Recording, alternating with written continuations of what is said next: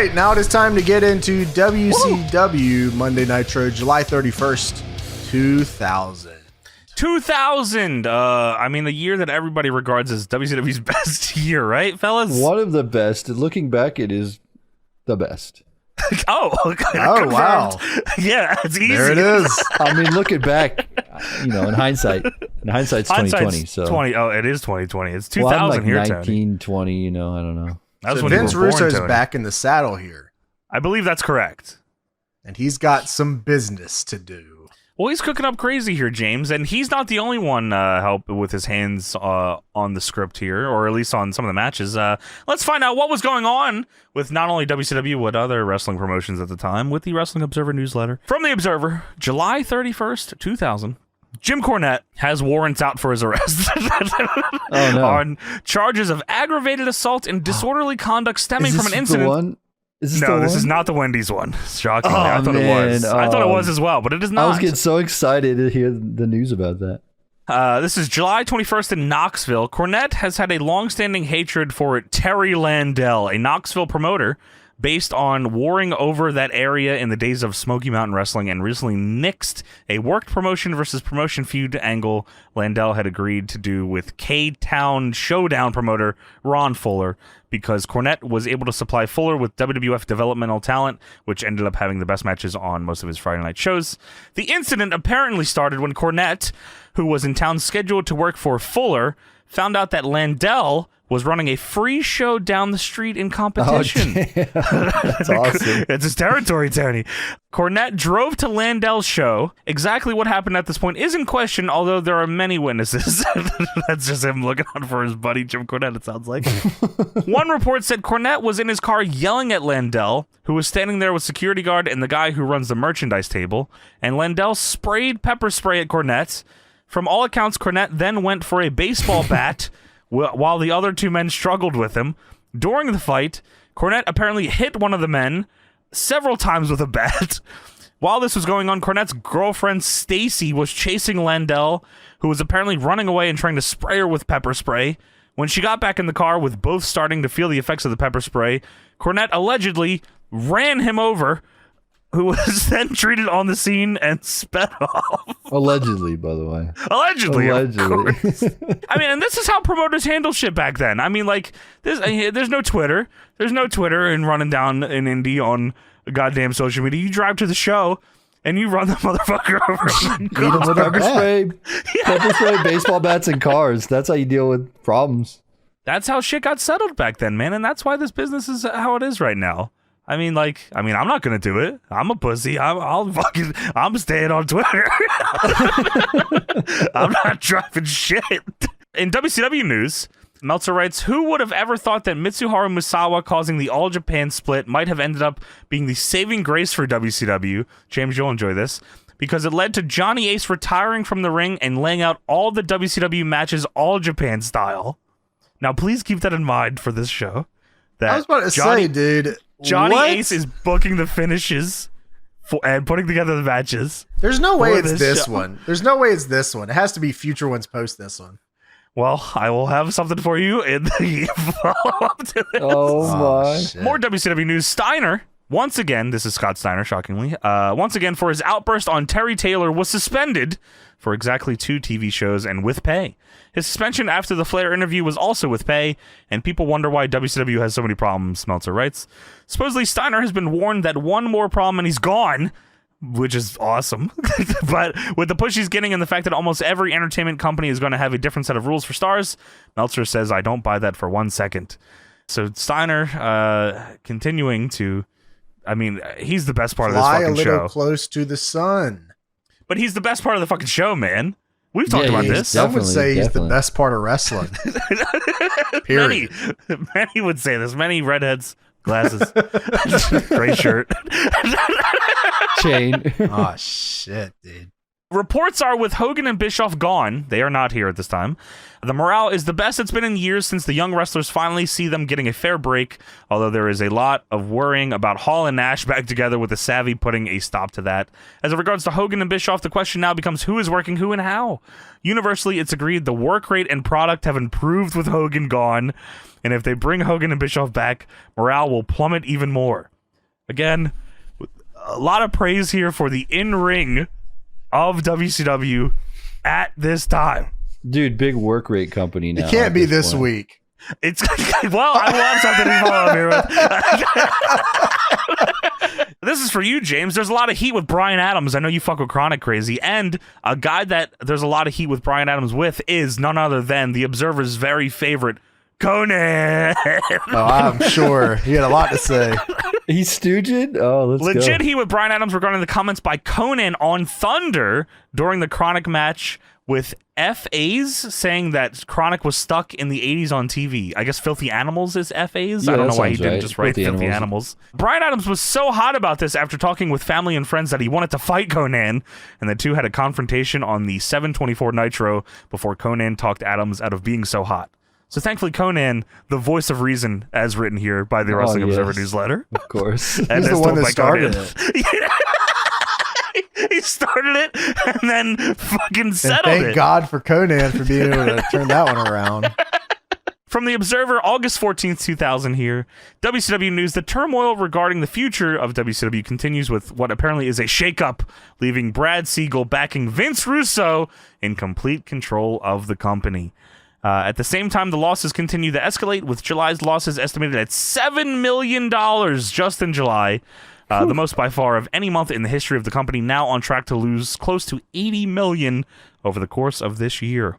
The main stories going around seem to involve the prospective merger of AOL and Time Warner and getting the company's losses under control. Rumors are flying everywhere that the company is looking to dump most of its high-priced talent, although at press time, nobody, with the exception of Roddy Piper, whose situation is up in the air due to legal reasons, has even been approached about either a buyout or being let go. The only changes that can be confirmed are approximately 17 undercard wrestlers, mostly in the $150,000 or below salary range, including Disorderly Conduct, which I think is a tag team, and Horace Hogan have been let go. What the fuck? No. Horace Hogan's fucking gone. Well, Hulkster's not there to protect him. So WCW releases Horace Hogan, then he goes to the WWF and becomes Stone Cold Steve Austin, and then they put him out of business? Like, what a dumb mistake in retrospect. Bischoff's not even here and he's fucking lost again. Dude, Bischoff keeps releasing Stone Cold Steve Austin like, one time, all right, two Every times. 4 years? Like a presidential term, he keeps releasing a Stone Cold. You're right. Wow. I mean, that's just how the business goes, I guess, man. WCW, if they would have stuck around, I mean, like, there's a Who bald knows? guy. We could have had another Stone Cold Steve Austin. ECW had one, James, that surely would have went to WCW and then got released. I mean, if you were Stone Cold and you work in Atlanta, you're getting released. And then you're becoming a god. You will go to the next territory and dominate. That's just how the scene worked. That's why wrestling was different in 2000. Hit people with cars, push Stone Cold. You've always put Stone Cold when you're not Atlanta. Oh, I was thinking about Hogan leaving. So the money saving thing, Hogan's contract, they still had to pay Hogan, right? Like they didn't like save any Hogan wasn't a money part of buying- that. Hogan was getting paid no matter what. Yeah, So okay. they're I was like, losing- well, maybe they saved money. Yeah, but they didn't. They're losing $80 million a year. Correct. I mean, there is only one contract in that entire company that could equate to any dent in that book, brother. Like, nobody what else. my money do? Why you worry about your money, brother? What the fuck? Yeah, what the fuck? We just let go to Stone Cold Steve Austin, dude. You want to talk about Hulk Hogan, brother? Why don't you talk about Stone Cold? Dude, number one Stone Cold. Jr. You released number one Stone Cold. You got number two Stone Cold. You released number two. That was my brother. No, but no, for real though. If you really want to fix his budget, I think you should release a Hogan. What I'm thinking, brother, is you release Mark Jindrak, dude. Get that guy the fuck out of here. $150,000, dude. You kidding me? No, That's the one thing Hogan and Triple H ever agreed on. Release Mark Jindrak now. The worst people came to an agreement. So, I mean, okay, so a high contract is one thing, right? But Hogan's rest of his contract was like the kicker. Unbelievable, yeah. He would get X% of the gate. He would get all Pay-per-view merchandise. money. He would get pay-per-view money. Pay-per-view, yeah. Get hotline this stuff, guy dude. the fuck out of here. He's not even here. You know what I mean? Get this guy the fuck out of here. Go to the beach and don't come back. Bullshit, brother. Fuck you. Hey, fuck you, brother. Hire back Horace. Get this jabroni out of here. Just Hey, tell I'm gonna kill you. brother. just tell TNT, oh, we got Hogan, and then bring out Stone Cold Steve Austin. James, you got a good point. If WCW doesn't figure it out, they might die. No. No. They might die in less Where than the a fuck year. is Dale Torborg going to go if he's not here? He's gonna go to the goddamn racetrack. Fuck. AAA, by the way, sent a threatening legal letter to EMLL claiming, this is awesome, claiming they own the rights to the cage match gimmick in Mexico and asked EMLL for $50,000 for leasing rights for the pay-per-view show over the weekend. Did they get it? I don't know. I didn't see it in the follow-up, Oh, okay. but that's fucking awesome.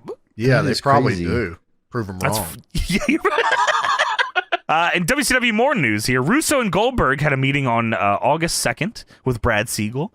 The gist of the meeting, as we're told, is that Russo told Goldberg that Nash would be winning the three-way to get a shot at Booker T at the September pay-per-view by pinning Steiner, but Steiner would then pin Goldberg on the Buffalo show. Goldberg refused, and his position in the company long-term is considered tenuous at this point, with rumors flying everywhere that they're trying to get rid of him. At this point, he has 3 years left on his contract, and there have been no talks, either formally or informally, as it pertains to Goldberg or anyone else, regarding buying them out of the contract. Not that this wouldn't be tried at some point. Those close to Goldberg say he has no problem putting people over, but wants to know what the long-term plans for the company are, and where it's going, and wants to do angles and have continuity and make sense. For his part, Goldberg was back at Nitro this week and was said to be very quiet backstage. That's, What are the long-term plans? We got a year. Yeah, dude, like, you're getting the shit kicked out of you. You're losing a chronic. You're losing a chronic. Dude, anytime, any fucking in time. Chronic. Yeah, I don't want to do this. Okay, here's what we'll do. You'll go out there and then Chronic, I'll tell Chronic to run in and beat the shit out of you. How about that? And they'll put you through the ring and set you on fire, and Vampiro Send will Chronic. spit on you. Send Chronic. Yeah, every company needs a Chronic. I've convinced myself. Yeah, like, I mean, what a load of shit. Why the fuck is Brad Siegel? Like, can you imagine being like a TV exec and like the Oh my company's God. coming to you and they're like, oh man, so this guy doesn't want to do what we want to do. I'd be like, I quit. I don't like get this company the fuck off the airwaves. Like, I don't give a Yeah, fuck. fuck this. Yeah, what the fuck? Put fucking Dexter's Lab on during this time. Everybody I don't know. loves Raymond's coming on. I don't give a fuck. You got any more Seinfeld? Yeah, dude, Larry David, cook up some shit. Goldberg doesn't want to lose. Kill this company, man. Just put something else here, you know? Like, Jesus, dude. Well, aren't you supposed to be Stone Cold? What the fuck Dude, are you did doing? you guys just fire Stone Cold? Here's what you were looking for, James. Small tidbit here. Meltzer writes, even though the finishes look anything but Japanese-like, Johnny Ace is handling all the finishes. Dude, I can't imagine, like, he's probably pitching shit, and they're like, all right. I don't want to do that. Goldberg says no. Yeah, I need to take a tiger suplex to the floor from the fucking, from the walkway. Yeah, I think instead what we're going to do is have Chronic go out shoot style and beat the fuck out of Goldberg. All right. And he's going to get rolled up.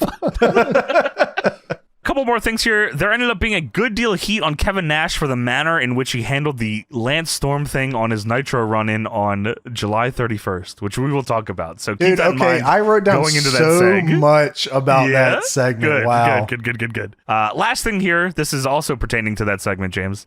The original idea for the Hardcore title, instead of the Saskatchewan Hardcore International title, was for it to be called the Stu Hart International title. Bret Hart was called and asked if they could use his father's name on TV without being told what the wow. purpose was. He said, sure, if it isn't done in a derogatory manner. They didn't even bother asking at that point and decided against doing that. I mean, I wish they would have. just to see what happened. Yeah. I love Lance Storm. Like, I think Me he's, too. I have, like, I Yeah, love he's Impact awesome. Players is cool. Like, I like Lance Storm. The WWF run was a janitor. Based. Dancing. Yeah, right. He worked at New York. Yeah. Stone Cold said, bro, sleepy. Shitty matches. Yeah, I'm all cool with that. I will say, not his fault either. Not his fault. I want to say it's not his fault. Sure. But they devalued almost every title in the company when they gave it to him. They made everyone look fucking stupid. Like a joke. Not his fault. Not his fault. No, he was just doing what he was told to do. Yeah. And he made the best of what he had. What's he going to say? No, don't give me all the titles? Right. But like, holy fuck, dude. Like, this segment was like a complete burial of 3 titles that happens on immediately. Like back-to-back weeks. Yeah, that's nuts. Yeah. Well, we'll talk about it because it's time to talk about WCW Monday Nitro, July 31st, 2000.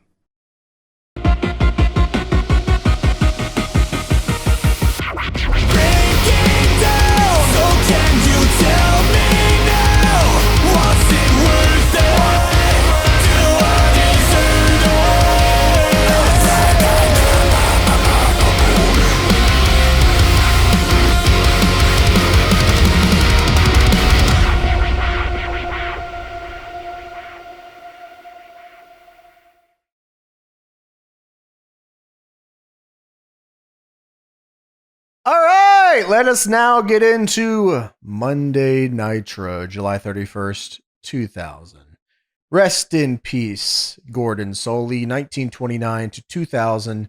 We get a little 10-bell salute here before we get to the arena. It was just a picture of him, and they do the 10-bell, and one of the bells definitely, like, they fucked up. They must have had like a guy that showed up to the building, didn't know how to ring a bell, doing the bell. I mean, it just happens sometimes. Every time. Sometimes it happens. Every time. Sorry. Sometimes, yeah.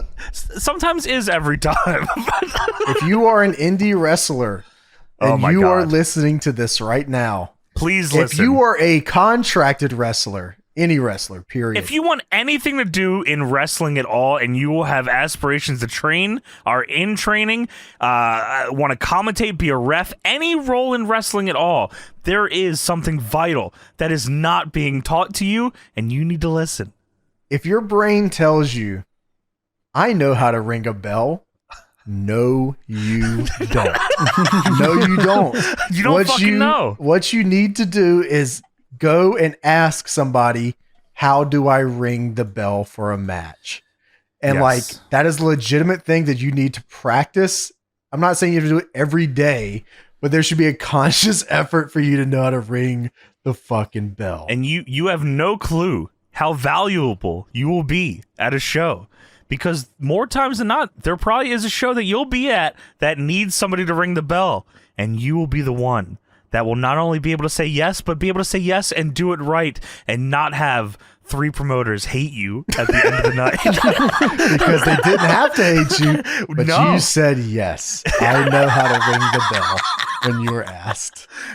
The preceding announcement was by Richard LLC. Thank you, Richard. Thank you. We get a cold open here. Booker T has exemplified what a hero should be in and out of the ring. I love this video.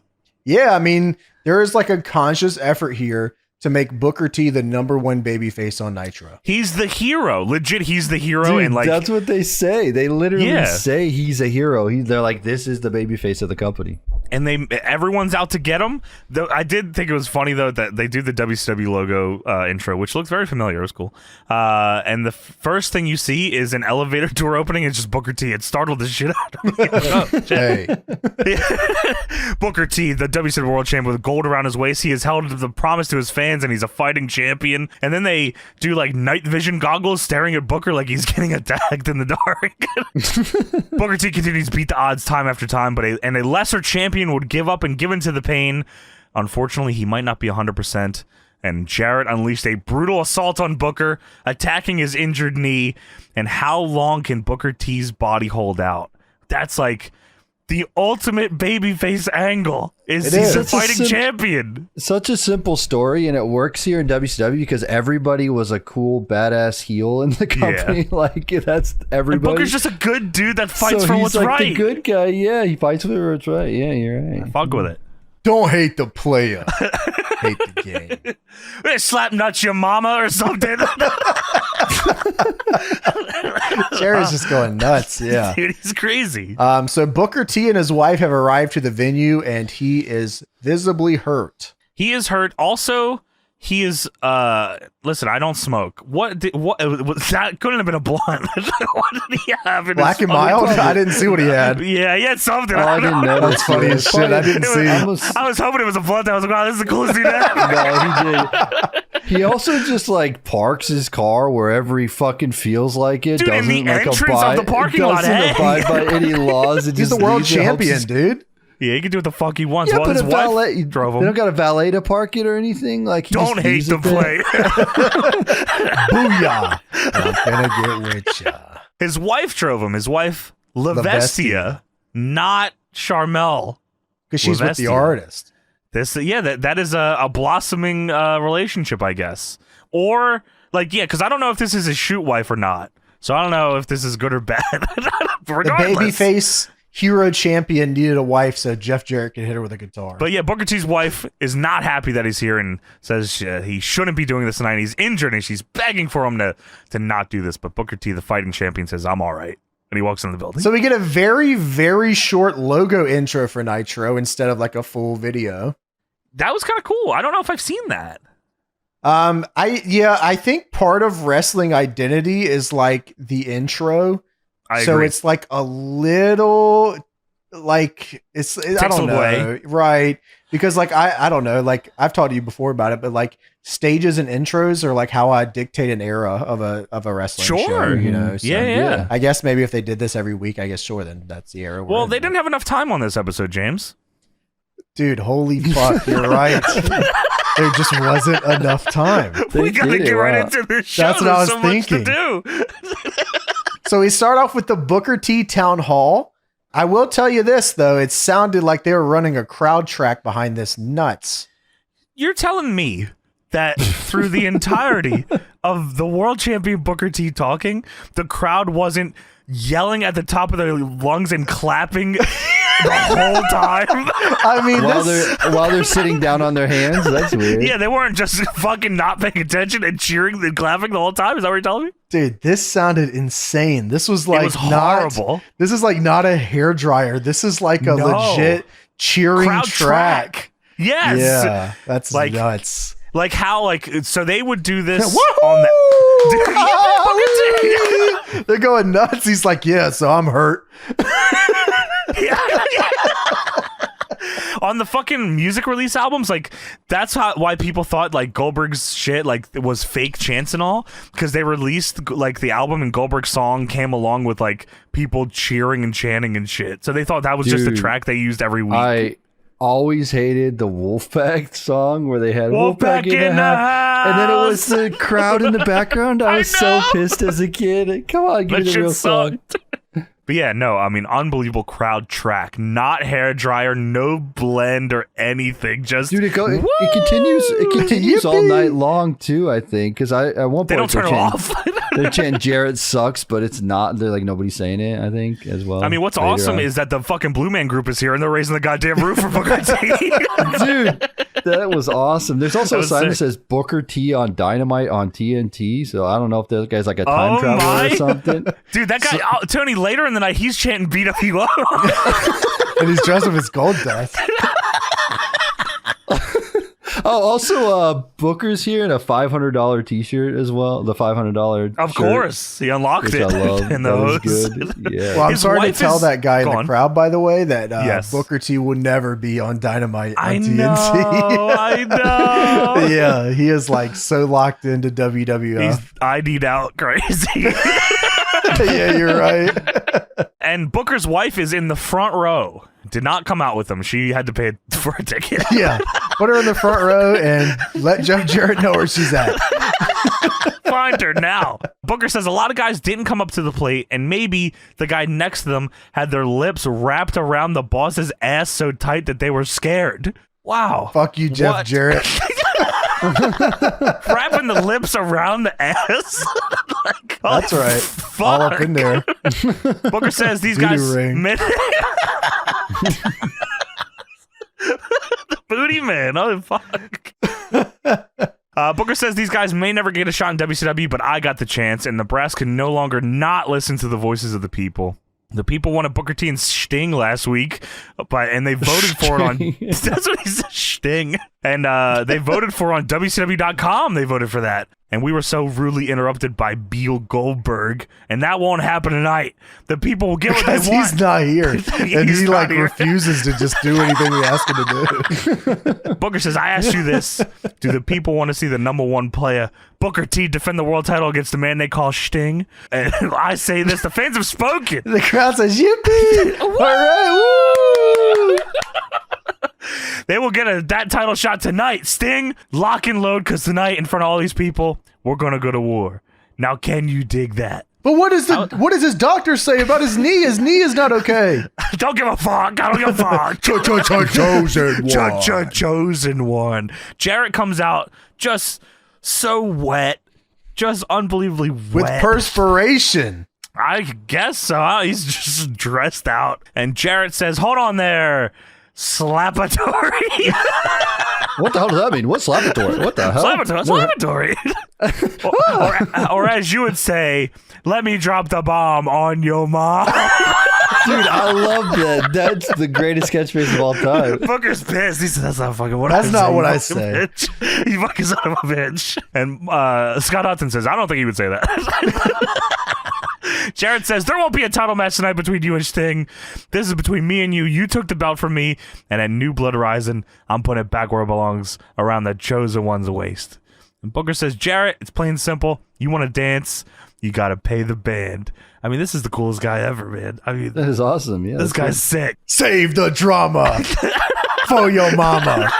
That's the saying. Dude, he says that, it cuts to Jarrett, and Jarrett mouths, fuck you. And Booker says, we ain't gotta wait, we can do it right now. I said, oh, shit. So Booker gets out of the ring, he starts brawling with Jarrett in the aisleway. There's a guy in the front row with an ICP jersey that's shadow boxing, and throughout the entire night, he has signs made for every wrestler that's associated with the ICP. Is that the dude dressed up as Hulk Hogan?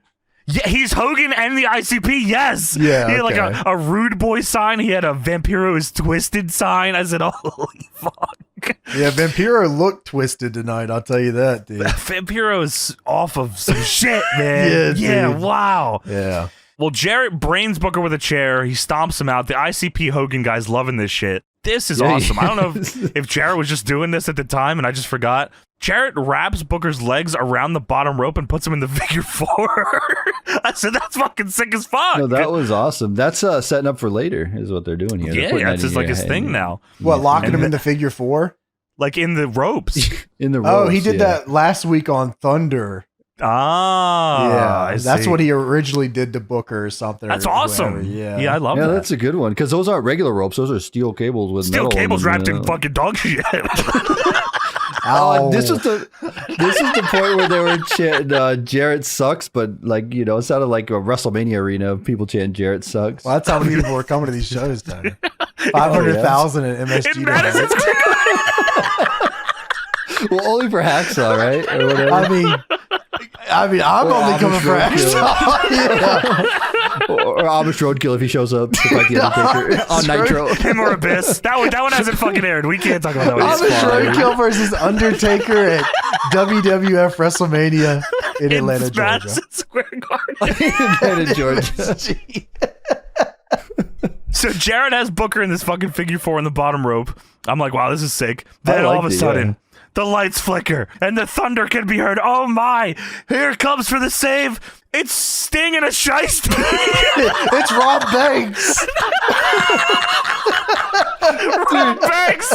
I said, what the fuck am I looking at here, man? Sting and a shiesty. Dude, they're on commentary like, that Sting? That can't be Sting. Is that That's a freak. I'm not sure who that is. Dude, I had flashbacks. I was telling James I had flashbacks of Brandy Rhodes and AEW coming out with them. Who could that be? Not taking it off. Who is that? Dude, yeah, Sting and a shiesty comes out, makes the save, attacks Jarrett, Stinger splash, then he rips off the shiesty and holy fucking Sting! Dude, shiesty Sting with no other covering up of anything. Like full attire. It's not even like a trench coat or anything. He doesn't have a trench coat on, just full Sting outfit. Why is he in his gear already? He Dude, doesn't huge even know pop, he's working. though. Huge pop. Oh, yeah, Huge you're pop. right. I don't know if I'm working or not. Why would I be in my gear? It's a good question. Good fucking question, asshole. How about you fuck off? Dude, get the fuck out of here. Oh. So Sting gets Jarrett out of the ring, and the first thing Sting says is, Vampiro! I said, no, hell no. Oh, no. This is fucking every time I watch this show. I'm going to save the mind games for later. Booker T, come here, buddy. If you still feel up to it by the end of the night, consider it showtime. I'm like, oh, okay, that's a good way to end. Sting, I'm hurt. My knee hurts. We do not care. Fuck you. Fuck you, champ. Jarrett is now on another mic outside the ring. And he says, hey, Sting, you want a show? You got a show. I'm going to give you two boys both a show. We'll call it Slapnuts Theater. Here's your show. He turns around, grabs Booker T's wife. I don't know why he didn't just hit her in the head here. I guess because she didn't want to take a charge up to the head, I think. Holy shit, man. Everybody's got rules, Tony. This is fucking bullshit. This was really supposed to be cool. I'm not taking it.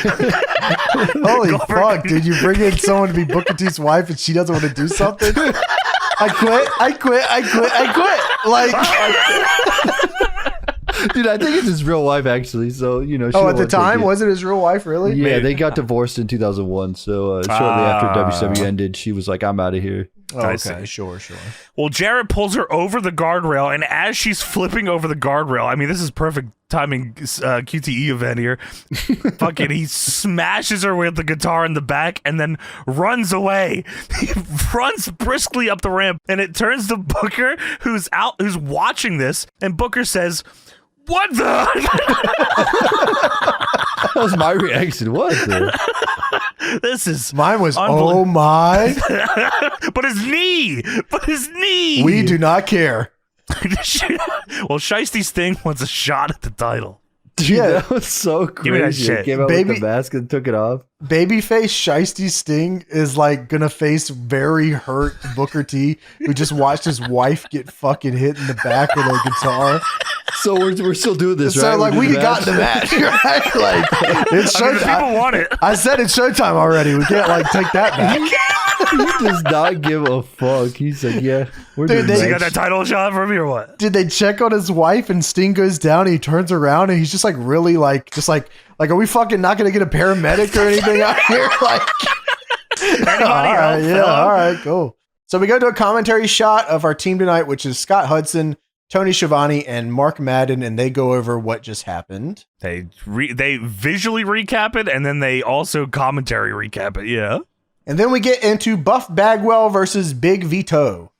They do show. I think they showed the ambulance, right? With Booker T and Sting, right? Yeah, yes, I think they did. Yeah. So they backstage. Booker T and Sting are at the ambulance with obviously his wife, who's on a stretcher now. And Sting tells Booker to go do his thing, and Booker says, "No, I gotta get him." And Sting says, "You go with your wife, and I'm gonna go get Jarrett in the ring tonight. You know me, Booker. I got him." And Sting leaves, and Booker's all fucking frustrated. He's like, I'm gonna kill him. And then we go to commentary, and then we go to Buff Bagwell versus Big Vito. And Sting said, Booker, just make sure you make it back in time for our match, because you signed it already. Buff Bagwell versus Big Vito. Last week on Thunder, Canyon faced Buff Bagwell in a match where Judy Bagwell got involved. What the hell happened here? I think it was Canyon was just in the ring, and he had Buff Bagwell's mom, and he was threatening to hit her with a Canyon cutter unless Buff agreed to have a match with him where his mom would be on the line, and Buff agreed, and then Canyon hit Buff's mom with the Canyon cutter. And keep that. So this is like an ongoing thing where Buff is like upset about this. Obviously he doesn't want his mom getting fucked with, obviously doesn't want to get a hit with a goddamn Canyon cutter. So like you would think that he would come out here with piss and vinegar for any situation because he's upset. Well, Buff Bagwell comes out here and does just the most ridiculous entrance I've ever seen in my fucking life. Dude, I mean, he does the whole thing with the hands. With theatrics, and then comes out, turns around the pyro, legs going nuts, He's had the biggest smile you could imagine on his face. He's like super tapped, and I said, hey, is there any fucking nuance here? Or are you not mad at anything? Because his mom is fine. She's out here too. She's out here with the neck brace. She comes out after the pyro. She should have came through the pyro, Goldberg style. Who gives a fuck? His mom's like at the top of the ramp. And he turns around and he controls the pyro. He didn't see her, so Canyon put her there. And Buff is not quick on the drum. Oh, fuck! She got blown up like Jeff Hardy that one time. Oh, no. He blows his mom up like SmackDown style where she like ragdolls through the air. The Booker T entrance? Yeah, ragdolls. Oh, that's awesome. Or you fall off the stuff. Yeah, he does that. She ragdolls, hits the ramp or whatever, and then he turns back around. He does the dance. He does the flex. He talks to the camera. He talks to the camera. Well, that was weird. What fucking sense? I am simply irresistible. Go in the air. Marcus! Buff Daddy! With that song played in the back the whole time. Buff Daddy! Oh shit! I forgot my hat. He runs back past it. He runs over his mom. So who's the one that suggested the Bagwell mom on the pole match? Was it Buff or was it Canyon? Because I swear it sounded like Buff suggested it at first. Oh, like in kayfabe, you're saying? Yeah, kayfabe. It was Canyon. Canyon wanted it. Okay. Yeah, that's right. Canyon wants to have her as a manager like DDP has Kimberly. He wants to win her in this match. Right. Okay. Yes. All right. Well, she comes out and Mark Madden says, why does she keep coming out here? Just stay home. Great fucking point this guy's making. Tremendous point. And then the worst guy you know just made a good point. Just stay the fuck home. What's your fucking problem? Judy Bagwell is on commentary now. Tony Schiavone asks her, he says, Judy Bagwell in a match, I guess Canyon's calling, and Judy, we're sorry about this. Judy Bagwell on a pole. You're basically up as a valet. And Judy says, right. And Tony Schiavone says, you could be the valet for Positively Canyon. Do you know what that means? And Judy Bagwell says, well, I'm not really sure. I don't like it, that's for sure. I said, what the fuck is going on here? You don't know. That's impossible. Dude, she is so Southern. She is so unbelievable. Southern. Yeah. Well, I'm not really sure. I don't like it, that's for sure. I hate you. I hate you, Judy Bagwell. Why are you not home? Yeah, dude. All right, so Bagwell in the match here, we get this started. Hot start, of course. He's just working. Yeah, so he starts doing his taunt with like the flexes shit. He's happy as shit. And Judy says, well, look, he's like off his game. I've never seen him like this. Yeah, I'm sorry to tell you, Judy Bagwell, but Buff Bagwell is always like this. He is actually on his game right now. Yeah, he's actually this is his game. doing well. That's his game. Yeah, what the fuck? So Big Vito hot shots him and takes over. Buff goes to the outside and he thinks one of the timekeeper guys is Canyon dressed up as a timekeeper. At least that guy had a hat on, so I could see maybe Canyon had a disguise. Sure. The second one is unbelievable. It is crazy. So Buff Bagwell hits a superplex on Vito and flips himself over into a pin, which was pretty cool, I thought. I did too. Bagwell hits a double arm DDT for a 2. This is a thing he's doing regularly now. I think he's trying to get that over as like a move. Yeah, he is for sure. Yeah. It gets kicked out of. Yeah, for a 2. It's not just so we're clear here. You can't do the blockbuster all the time, you know. He's got he's got to get a move that doesn't work. It's not a great move. It's just a move he's trying to get over. Oh, I see. Just add to his moveset. Oh, okay. Of course. Right. So cameraman is filming Judy Bagwell and Buff thinks it's Canyon. So he goes over there and Judy's like, I'm all right. Selling it crazy. I'm all right. And It shows the cameraman that Buff thought was Canyon. This is a guy, a young man holding a big ass camera, short hair, skinny as fuck, short. Regular guy. Buff's just a fucking idiot, man. I'm all right. No, he's just paranoid with the Canyon mind games, you know. He's a dumb fuck. He's doing double arm DDTs. You don't understand the storyline. It's deep booking here. Dude, he's so thrown off because like this dude, Big Vito, just kicked out of the double arm DDT. What the fuck? Must be something wrong. Canyon must have given him the Iggy.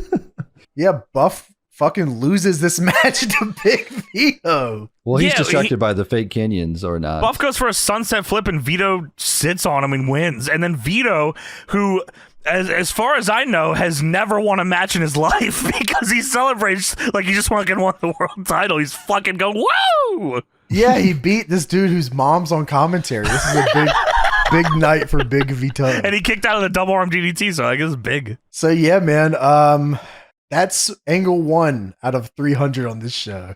I guess you could say it's angle 3. We already saw Booker. Oh, yeah, you're right. And Jarrett. We saw Sting and Vampiro. Correct. We saw Sting and Booker. That's 3. We saw Correct. Jarrett.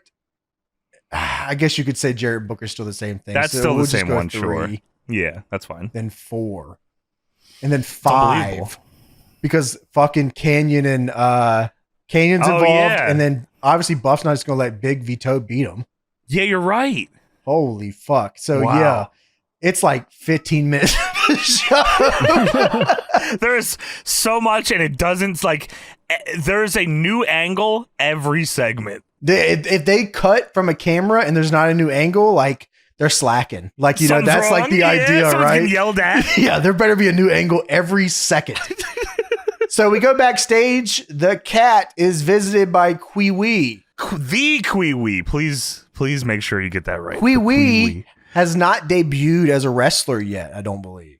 I think the Kwee-Wee, excuse me, only just debuted like last week. He was on the show. Like a wardrobe manager.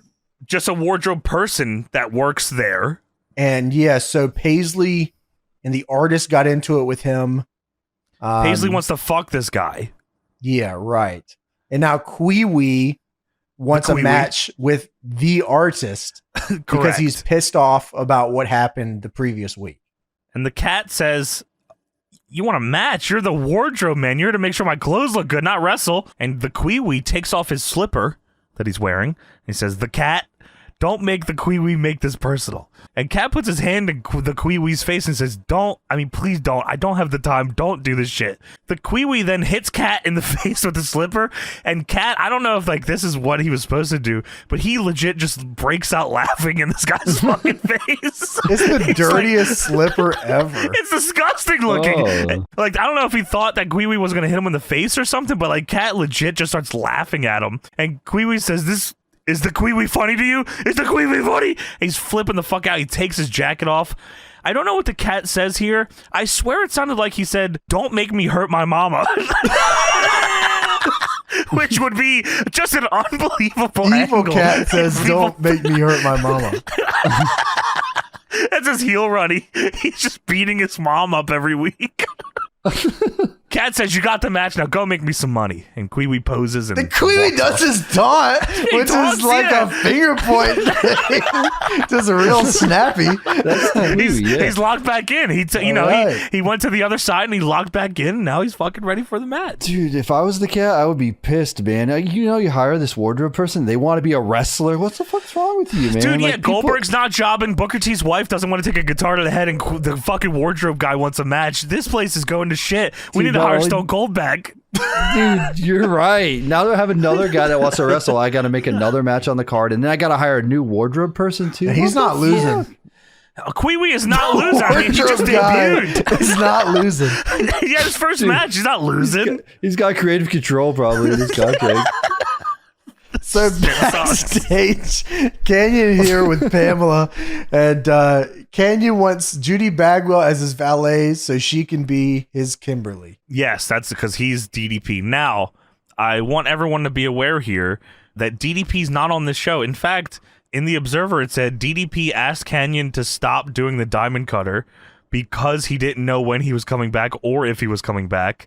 And then Vince Russo said, you keep doing the Diamond Cutter. Okay.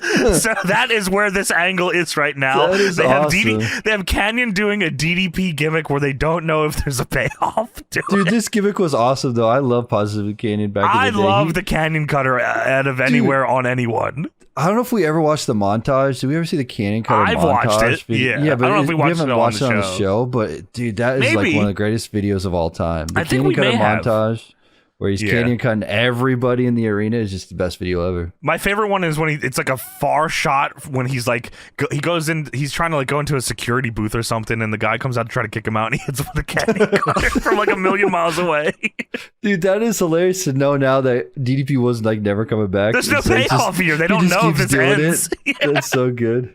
So Canyon says, bottom line, Blondie. He's also doing a voice here, which I assume is meant to be DDP, but like it's just he's a trying weird to do voice. DDP's voice, but I don't understand. He says, bottom line, Blondie, is that the old battle axe doesn't know her role in wrestling. She doesn't want to lose. And that way, when I beat Buff, she becomes mine, and she does everything for me that Kimberly does for Paige. She fucks Eric Bischoff. She fucks...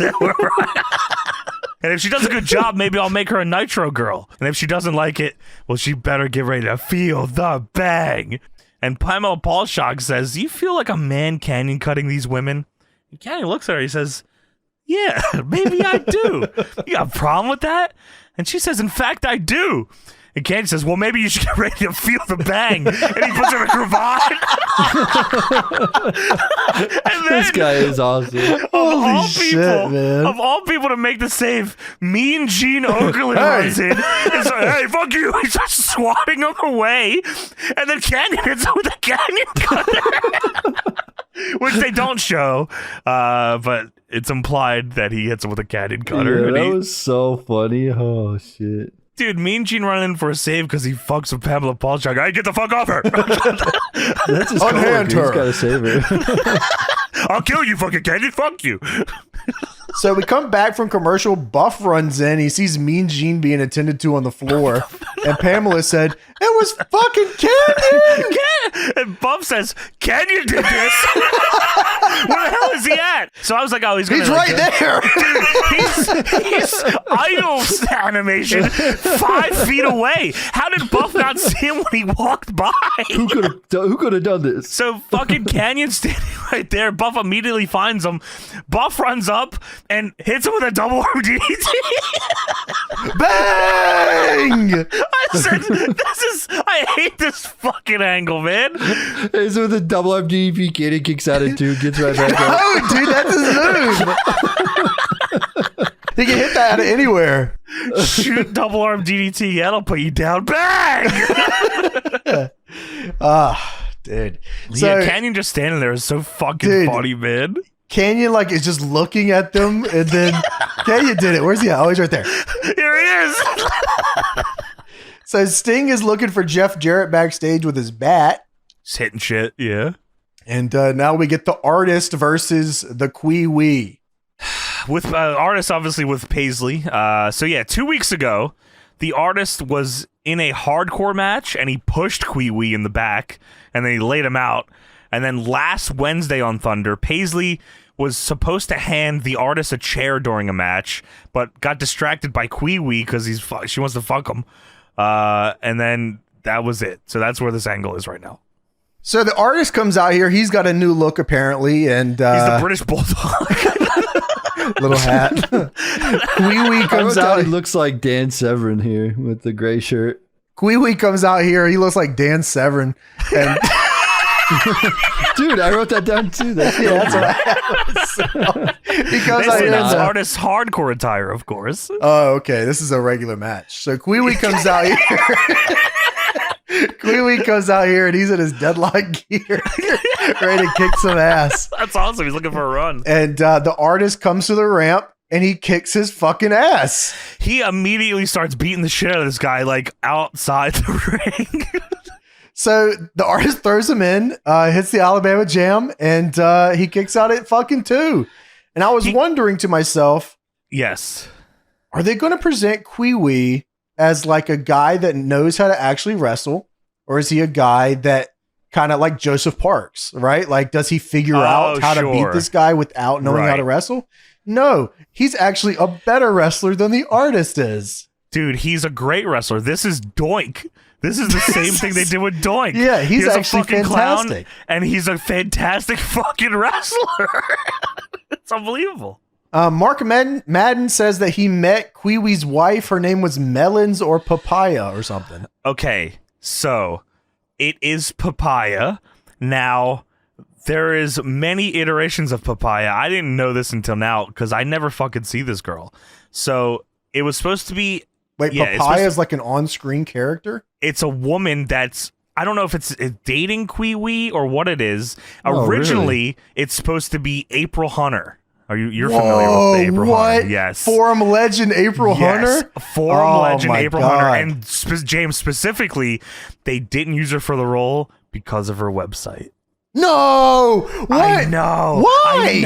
I know. Dude, they do like 100 angles that imply people are fucking and doing whatever. Like, what? It was too much. They said. So then it was supposed to be BB. Do you remember BB?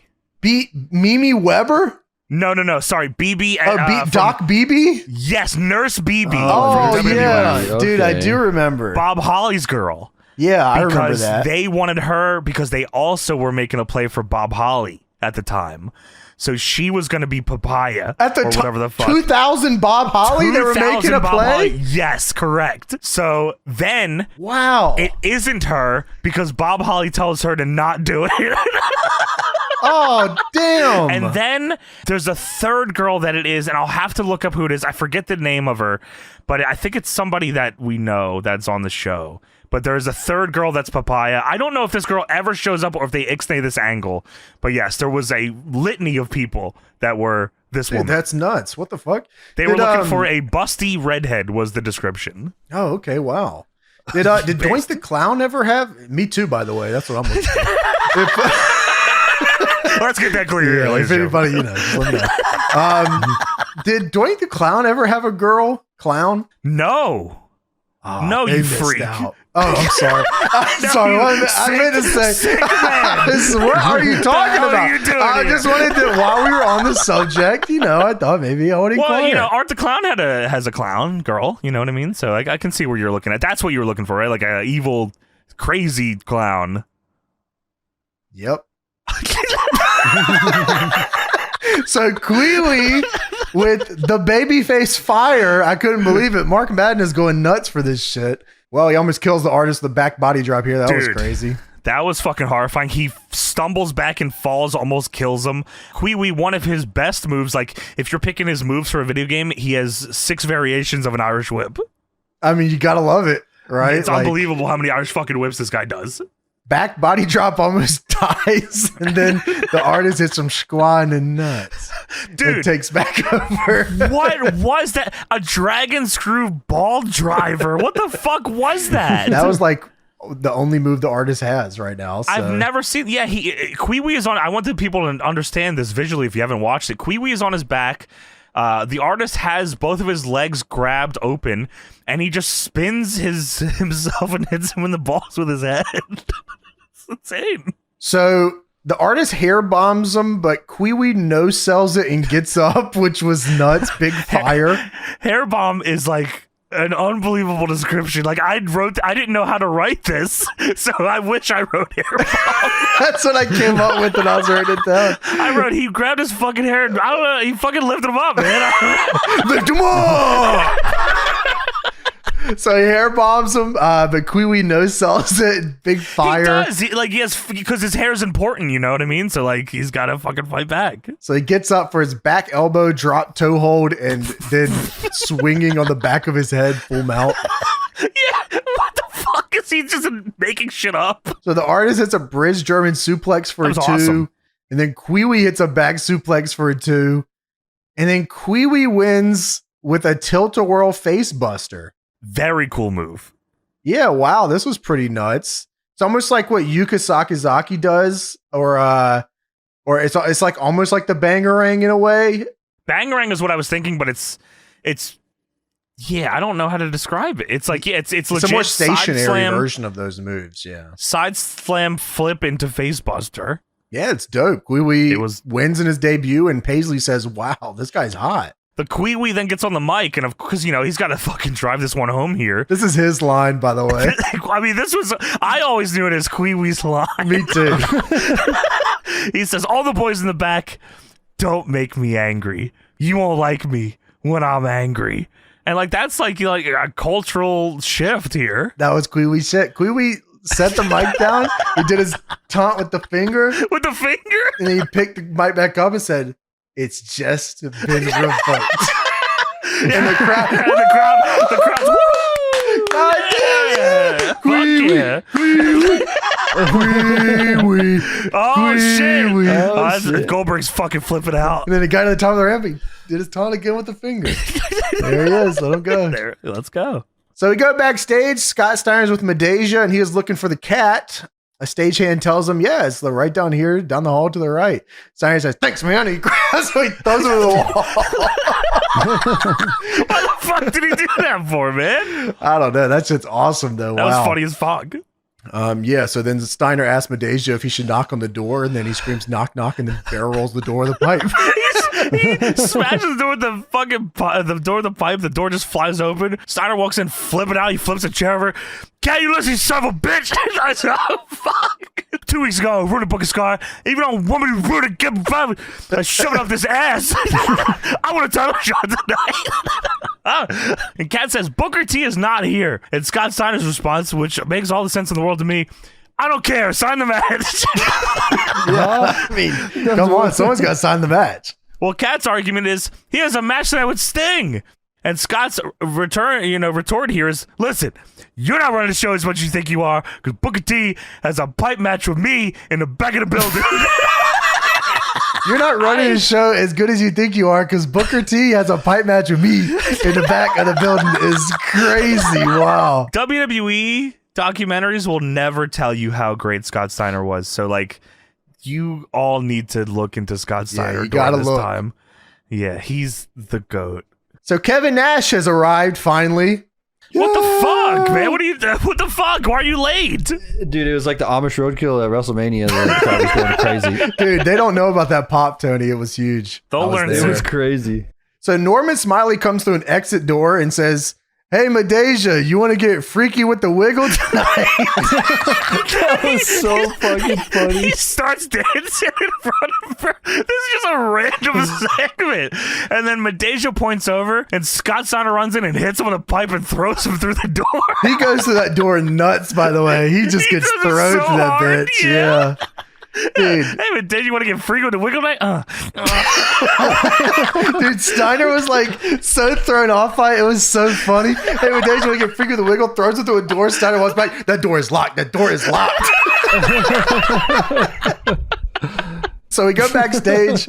Misfits in Action are here to declare war on Canada. Tonight, we will declare war on Canada. This is, of course, General Rection saying this. And General Rection says, "Lance Storm, Lieutenant Loco will rip off your cojones." I said, "Whoa, cojones." "And so you cannot reproduce. Loco, show me your war face." And Lieutenant Loco is Chavo Guerrero. And Chavo Guerrero does a face and he goes, "Yeah." Rection then says, "As for you, Major Guns, you're in a hardcore match with Miss Hancock." I said, "This is fucking unbelievable, man. How much shit is on this show?" He says, we don't even know the Dude, half of it by this point. Not even, dude. And it's already too much. He says, "What doesn't kill you makes you stronger, and you will drop the bomb on her. Misfits, fall out." And they leave. I don't know how long Misfits in Action actually had a run here, but it feels like fucking too long. It is drastically. If it lasted more than 4 weeks, it's the longest thing they've ever ran. So, like, it's too long. We go to Lance Storm versus Chavo Guerrero.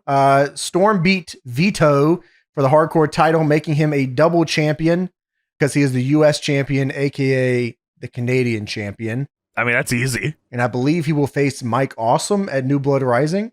Yes, he had a verbal confrontation with Mike Awesome at the Nitro Grill, and they're facing each other at New Blood Rising, which I believe, if I'm not mistaken, is the match that... It might be Mongo or something. Someone's like the ref for that, and then the fucking stipulation of the match changes like 3 times during the match. Yeah, horrible show, that New Blood Rising. If I can be serious for a moment. So Lance Storm has renamed the hardcore title to the Saskatchewan Hardcore International title. Because it's shit, you see. It's shit. The acronym is shit. Shit. So fuck this stupid title. Yeah, immediately, like, they give you like, how much does it mean that this guy has the titles if all the titles are dog shit? So he also is the Canadian champion, of course, the U.S. champion, which Of course. that's less okay. Like I can That's understand fine. that. That's fine. That one I accept. Totally yeah. cool with that. Storm says during his matches, WCW will stand for World Canadian Wrestling. Shivani says, "Oh, give me an old break." Don't blame what it set him Canada. Blame yourselves. All rise for the playing of the Canadian national anthem, and they play like a bunch of it. He's like looking around. When are you going to cut this? Yeah, come on, can you fucking get this match going here? So MIA's music interrupts, and he doesn't even do the snap head turn yet. No, he just expected it because it took too long. We're still figuring that part out. Yeah. So Chavo comes in, and him and Storm get right into it. I will say this, dude. I am just it. Every fucking match is a hot start. Every one of them. How is every match a hot start? You got to keep the attention, bro. No, we're running out of time, bro. We don't got a lot of time, bro. Yeah, we don't. Yeah. So they get into this match, and commentary just stops talking for like a complete minute. And then out of nowhere, you hear Tony Schiavone say very angrily, "His mic is not on." His mic's not on. I guess, yeah, General Erection was trying to talk, because General Erection and Corporal Cajun are at ringside on commentary. Right. I thought, so Shivani's talking, and the New Blood Rising lower third comes up, and I was like, oh, would they tell him to stop fucking talking here? But no, he was trying to stop talking for General Erection. His mic's not on. His mic is not on. Fuck. You can hear, like, you probably heard on AEW where Tony Schiavone will get like real tight or something. Tilted, it was like one of those moments. His mic's not on. Because they're probably yelling in his headset, why the fuck aren't you talking? Talk. Who's talking? Who's talking, Mike's bro? not on. Talk about the angles, bro. We got 9 angles, bro. Put it over. So Corporal Cajun and General Erection are on commentary, and they say absolutely nothing for the next 7 minutes. Like, they say stuff, but they say nothing. Yeah, just, oh, you fucking USA, and ooh, look at that. So this is for the Cruiserweight title, I suppose. When the fuck did you learn that? Because I found it out. I wrote it down. I found it out at the finish. Yeah, so I guess they said on commentary or something, like, this is the Cruiserweight Championship, and I was like, this must have been for the title. I had no fucking idea. There was no graphic. Yeah, I just wrote down, I suppose, so I guess I didn't really know at this point. But Chavo goes for a moonsault, lands on his feet, and hurts his ankle. Ow. Ouchies. Storm goes straight for it, though, and drop kicks his ankle. Stupid ankle. I almost believed that it was real because Storm was going after his ankle so gingerly. Like, he was being super nice with the kicks and everything. I was like, what? Super good worker. Storm goes for a power bomb that Chavo punches out of and goes for a Rana, but Storm hangs on and then transitions into a single leg crab. Canadian Maple Leaf. And Chavo taps out, making Lance Storm now a fucking Triple Crown champion. Dude, I legit right here. Storm wins a Cruiserweight title. What the fuck? I didn't realize it was on the line. So now he has 3 championships. Yes. And they all, according to the man that's coming out next, mean shit, fuck, nothing. I mean, all the titles have been shit on so bad in this company by this point. All the time. No one even cares when the title switches hands anymore. Like, there's no pop. No one cares. No, it's like, whatever. Who gives a fuck? Like, that's nuts. The U.S. title was like the second biggest title in the company at one point. And like, hell yeah. He's holding that. And the Cruiserweight belt was a huge deal in this company. And it's like, were over as fuck. We're putting 3 championships, 2, which were 2 of the biggest titles in the company, in one 6-minute segment every fucking 2-hour Nitro. Yes. It's like, bro, what the fuck are we doing, bro? Fuck you. If someone becomes a Triple Crown champion holding 3 titles at the same time, this should be a massive, huge fucking deal. This is a world beater guy that you should be fucking scared of. Nah, bro, the title belt is a prop, brother. That is what it is, Tony. That's fucked. But it did look fucking cool when he came out with 3 belts and they all had Canada flags on them. That was cool. But yeah, it didn't mean shit. Yeah, but because here comes the goddamn Wolfpack. Here's the real world beater. Dude, Shivani says, here comes America. What? That's right. That's what he said. Call me that tonight. Kevin Nash comes out, and I say, oh, wow, I don't remember the Kevin Nash Lance Storm angle. They're going to, because that's what it should be. That if would you're have been gonna awesome. push Yeah, this guy, triple crown Kevin Nash. That'd be sick. Kevin He's the Nash cruiserweight champion. well, he did, I like that. the fucking 4,050 in TNA. That's true. So Nash comes out here and he gets in the ring, he gets a mic, and he throws up the Wolfpack, and he looks at Storm, and he just off mic tells him to fuck off. He just says, beat it, get the fuck out of here. And I'm like, oh, no. And Storm bows up to him at the very, I was like, okay, cool. Storm's going to try to. Storm's going to try to get as much out of this as he can. He is. Sure. Well, Nash knees him in the gut, not even a jackknife. He just big boots him. Then we go to commercial. We're back, and it's just Kevin Nash here. Lance Storm fucked off. It's fuck him. Dude, and Nash big boots him. He powders, and you just see Lance Storm like, oh, and he grabs his 3 fucking belts. Yeah, man. Get out of here then. Yeah, what the fuck, man? Like, I get it. Like, yeah, man, Storm is a rough. shitter, but, like, you can't have both. He can't be the best and a bitch. He could have just powdered when Nash came in, right? Like, I'm just out of here. Nash is here. Whatever.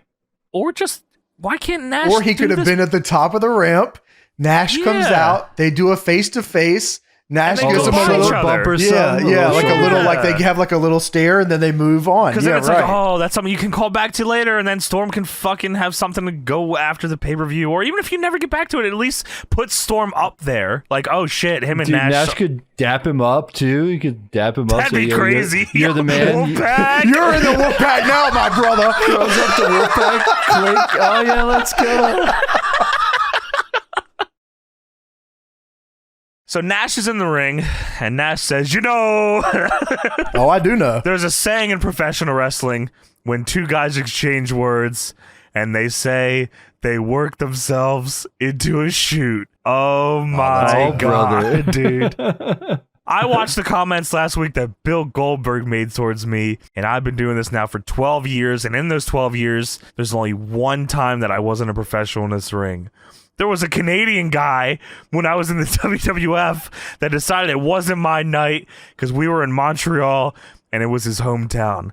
This is, I believe, PCO. I thought he was living through Sean. I thought he was ribbing crazy. Talking about Brett? I thought he was ribbing. Yeah, I was like, yeah, I was fucking in the WWF, and then like they tried to screw me. That's and then my buddy Scott Hall told him you got to do business. Nash says, now before I got into this business, Goldberg, I might have played some basketball, but I wasn't holding anyone's hand. If I watch enough sports, if anybody's patting anybody's asses, it's the football players. Goldberg must have just said something crazy about that last week or something there. He probably didn't say anything at all. Yeah, he probably wasn't on the show. No. It was probably something that like no one else had ever heard. They said it on .com. No, he just said it like in private to someone else that he heard third hand. No one's heard this. God. It wasn't reported. Wow. Yeah, just and Nash is shooting on him for real in the ring. Yeah. Hey, Goldberg said you touch ass. What'd you say, Scott? I play basketball. Beat PCO. I beat PCO's ass. Are you kidding me? After I got done with basketball, I bounced. And I was like, oh, what, you left basketball? No, he meant like he was a bouncer. I thought the way he said that was so weird. Yeah, I bounced. And I bounced all over. What are you talking about? What is he's that? Bouncing while he's doing tricks on it. Doing tricks on it? He said, I bounced in Detroit, I bounced in Atlanta, and a lot of places in between. And a lot of nights, the NFL football players would come into our joints and have a couple of suds. All right. And we'd have to kick their ass. Have a couple of suds is crazy. Wow. Have a couple of suds and then we had to kick their ass. Dude, I love that phrasing. Have a couple of suds. Tony, we're going to have a couple of suds next time we hang out, dude. Oh, yeah, for sure. We're going to give Johnny a couple suds. I got a warm milk sud. Me and you could have some suds and beat Johnny's ass. Because we used to play basketball, dumbass. Because we're going to bounce all over his ass. We're in Philadelphia. I need to win. Yeah, you better get ready for us to bounce on it. I'm bouncing on it. Have a couple of suds with the boys and bounce on it. Goldberg, I played basketball. And I'll be PCO, okay. dumbass. The hell's going on? Nash says, I'm not a wrestler. I'm not a football. First of all, but I'm not a wrestler. But I'm not a wrestler. But I'm not a rapper. I'm not a football player, but you know what I am? I'm a fighter, and I'll lose fights. And I'll tell you this, Goldberg, when we go up to Vancouver, I can't guarantee that on that night I'm going to be real professional. And one thing about these old beat up knees of mine, when you bend down and charge me, watch out. One of these roll rickety ass knees might jam right in your brain. And another thing. And another thing. I'm not gonna stop until Scott Hall gets back in his company. Get him in here. We need to lose more money. To the WCW brass. I'm not going to stop. Terry Taylor, listen up. You son of a bitch, I know you're in the back. You're always in the back somewhere. Here comes Scott fucking Steiner. This night can't get any better. Steiner comes out with his top freak Medeja, and Steiner gets in the ring and says, Kevin Nash and New Blood Rising, I don't give a damn about you. I don't give a damn about Goldberg. And the only reason I don't shove this pipe up your ass right now is because we're both from Detroit. And he gives the pipe to Medeja, and then he turns back and says, tonight, we're not waiting until New Blood Rising, you piece of shit. And then he starts fighting him. He's the coolest guy ever. I don't know how you don't like Scott Steiner. Tony, I thought they had like a truce here. It's like, oh, I'm not going to fight you because like we're both from Detroit. No, he's just not going to put the pipe up his ass. He's fighting him though. Still. And then Chris Harris and his security team hit the ring. He must have made a ton of money from doing security. He was here every week. And Steiner starts beating up security as they're trying to break up the fight. He's beating up security so much that he trips over and almost dies trying to get to Nash again. Dude, Chris Harris is holding back Scott Steiner. The ending shot is Chris Harris looking back at the His camera. face, yeah. Just a fucking full-on shot of him. So Jeff Jarrett is backstage spinning his guitar. And we get the WCW Nitro replay brought to you by Wendy's Mozzarella Chicken Supreme Sandwich. The Wendy's Mozzarella Chicken Supreme. Dude, that sounds awesome. That sounds like Dude, That sounds insane. Awesome. Dude, I also could not believe my ears because I was like, Nitro replay brought to you by Wendy's Mozzarella Chicken Supreme. Yeah, it just never stopped. I was like, oh, cool. Why'd they stop doing that? You think it was fucking fucked up or something? What, the Chicken Supreme mozzarella joint? Mozzarella Chicken Supreme. I don't know. Yeah, I know Burger King tried it at one point. Yeah, sure. Places tried it. It's always pretty good whenever I get it. There's a post on r/Wendy's. Will they bring back the Italian Mozzarella Chicken Supreme sandwich? No, sorry. WCW died. Supposedly it sold really well. WCW died. It's not coming back. Someone said I made the mistake of getting the Burger King one similar to this, and it was tremendously terrible. Fuck you. Burger King's good. Burger King is good. We like Burger King. Burger King is good, Reddit. Wrong. You're wrong. We go backstage. Kevin Nash is talking to the cat and tells him that someone is going to die. Nash legit says that. He says, I want Steiner match tonight. Someone's going to die, and it ain't me. And I said, wow, okay. And Cat says, listen, I knew you guys were going to go crazy, but I got something for you.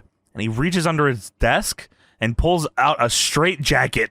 And Cat says, put him in a straight jacket and beat his ass until you get tired. That's how you win. And he said, watch out, though. He can put you in that bag, too. Put him in a straight jacket, Bruno.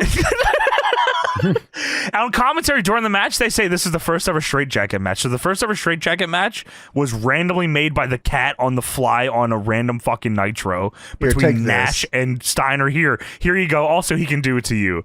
And Nash says, I'll put your ass in the bag if you run that mouth a little bit more. Everyone just threatening the guy that runs the show. So we have Jeff Jarrett versus Sting.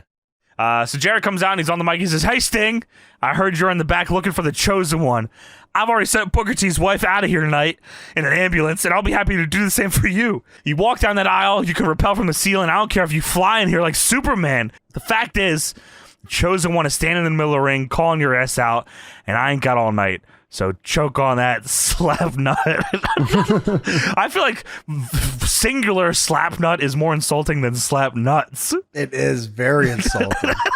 And then here comes Sting. Sting is here, and Shivani says, Sting come in the ring knowing he must face the demon at New Blood Rising, the disciple of Vampiro. I'm like, wow, man, that's fucking unbelievable. That's what Sting's got to worry about. And Sting said, sure, I will do that. Sting was also wrestling Jarrett here in a match that I guess is sanctioned because there's a referee. That's right. A bell. But he also, as far as I know, and the cat knows and Scott Steiner knows, he's also wrestling Booker T tonight. That's right. Got it. Yep. Sorry, there's just a lot of heat. Well, we don't got a lot of time, bro. Jarrett attacks Sting for another hot start. At this point, I've realized every match has been a hot start. I said, holy fuck. So, I mean, I get it, but like, come on. Yeah, Jesus. So Sting lines Jarrett out of the ring, then kicks his ass around the ring. All of the guardrails up the ramp. I was like, I thought they were going to do like a spot up here or someone was going to jump Sting. No, Sting just beats him with a chair all the way up the ramp and then goes back down the ramp with him. I said, okay. Kicks his ass up the ramp, down the ramp. They come back in the ring. Jarrett kicks the rope in his Sting's balls. I saw Jarrett's it. good now. Yeah, and he takes back over. So Jarrett gets Sting's leg around the post and then hits it with a steel chair. This is fine. What about his knee? Yeah, there's rules not. This is good. So Jarrett then gets Sting into the same position he got Booker in earlier. In the puts ropes. the figure 4 on in the ropes. No, and don't Jarrett, do that. Jarrett lets go at a 4.9 count. Yeah, the ref So counts there this. is rules. Well, James, this is, of course, relaxed rules. It's a relaxed rules match. Let's fucking go. It is a relaxed rules match, which I fuck with heavy. And just tell us that. Yeah, I'll listen. Yeah, well, the commentators don't know anything. Nobody fucking knows anything on this They show. never know anything. Nothing makes sense. This is a sanctioned match that isn't sanctioned. Jarrett tries to hit Sting's head into the buckle. He stops, no sells, and fires up. Always love that. That's awesome. Sting with the big line, and Jarrett goes to grab the chair. Mickey J, the referee, tries to get him to stop. So Jarrett mule kicks the referee in his balls.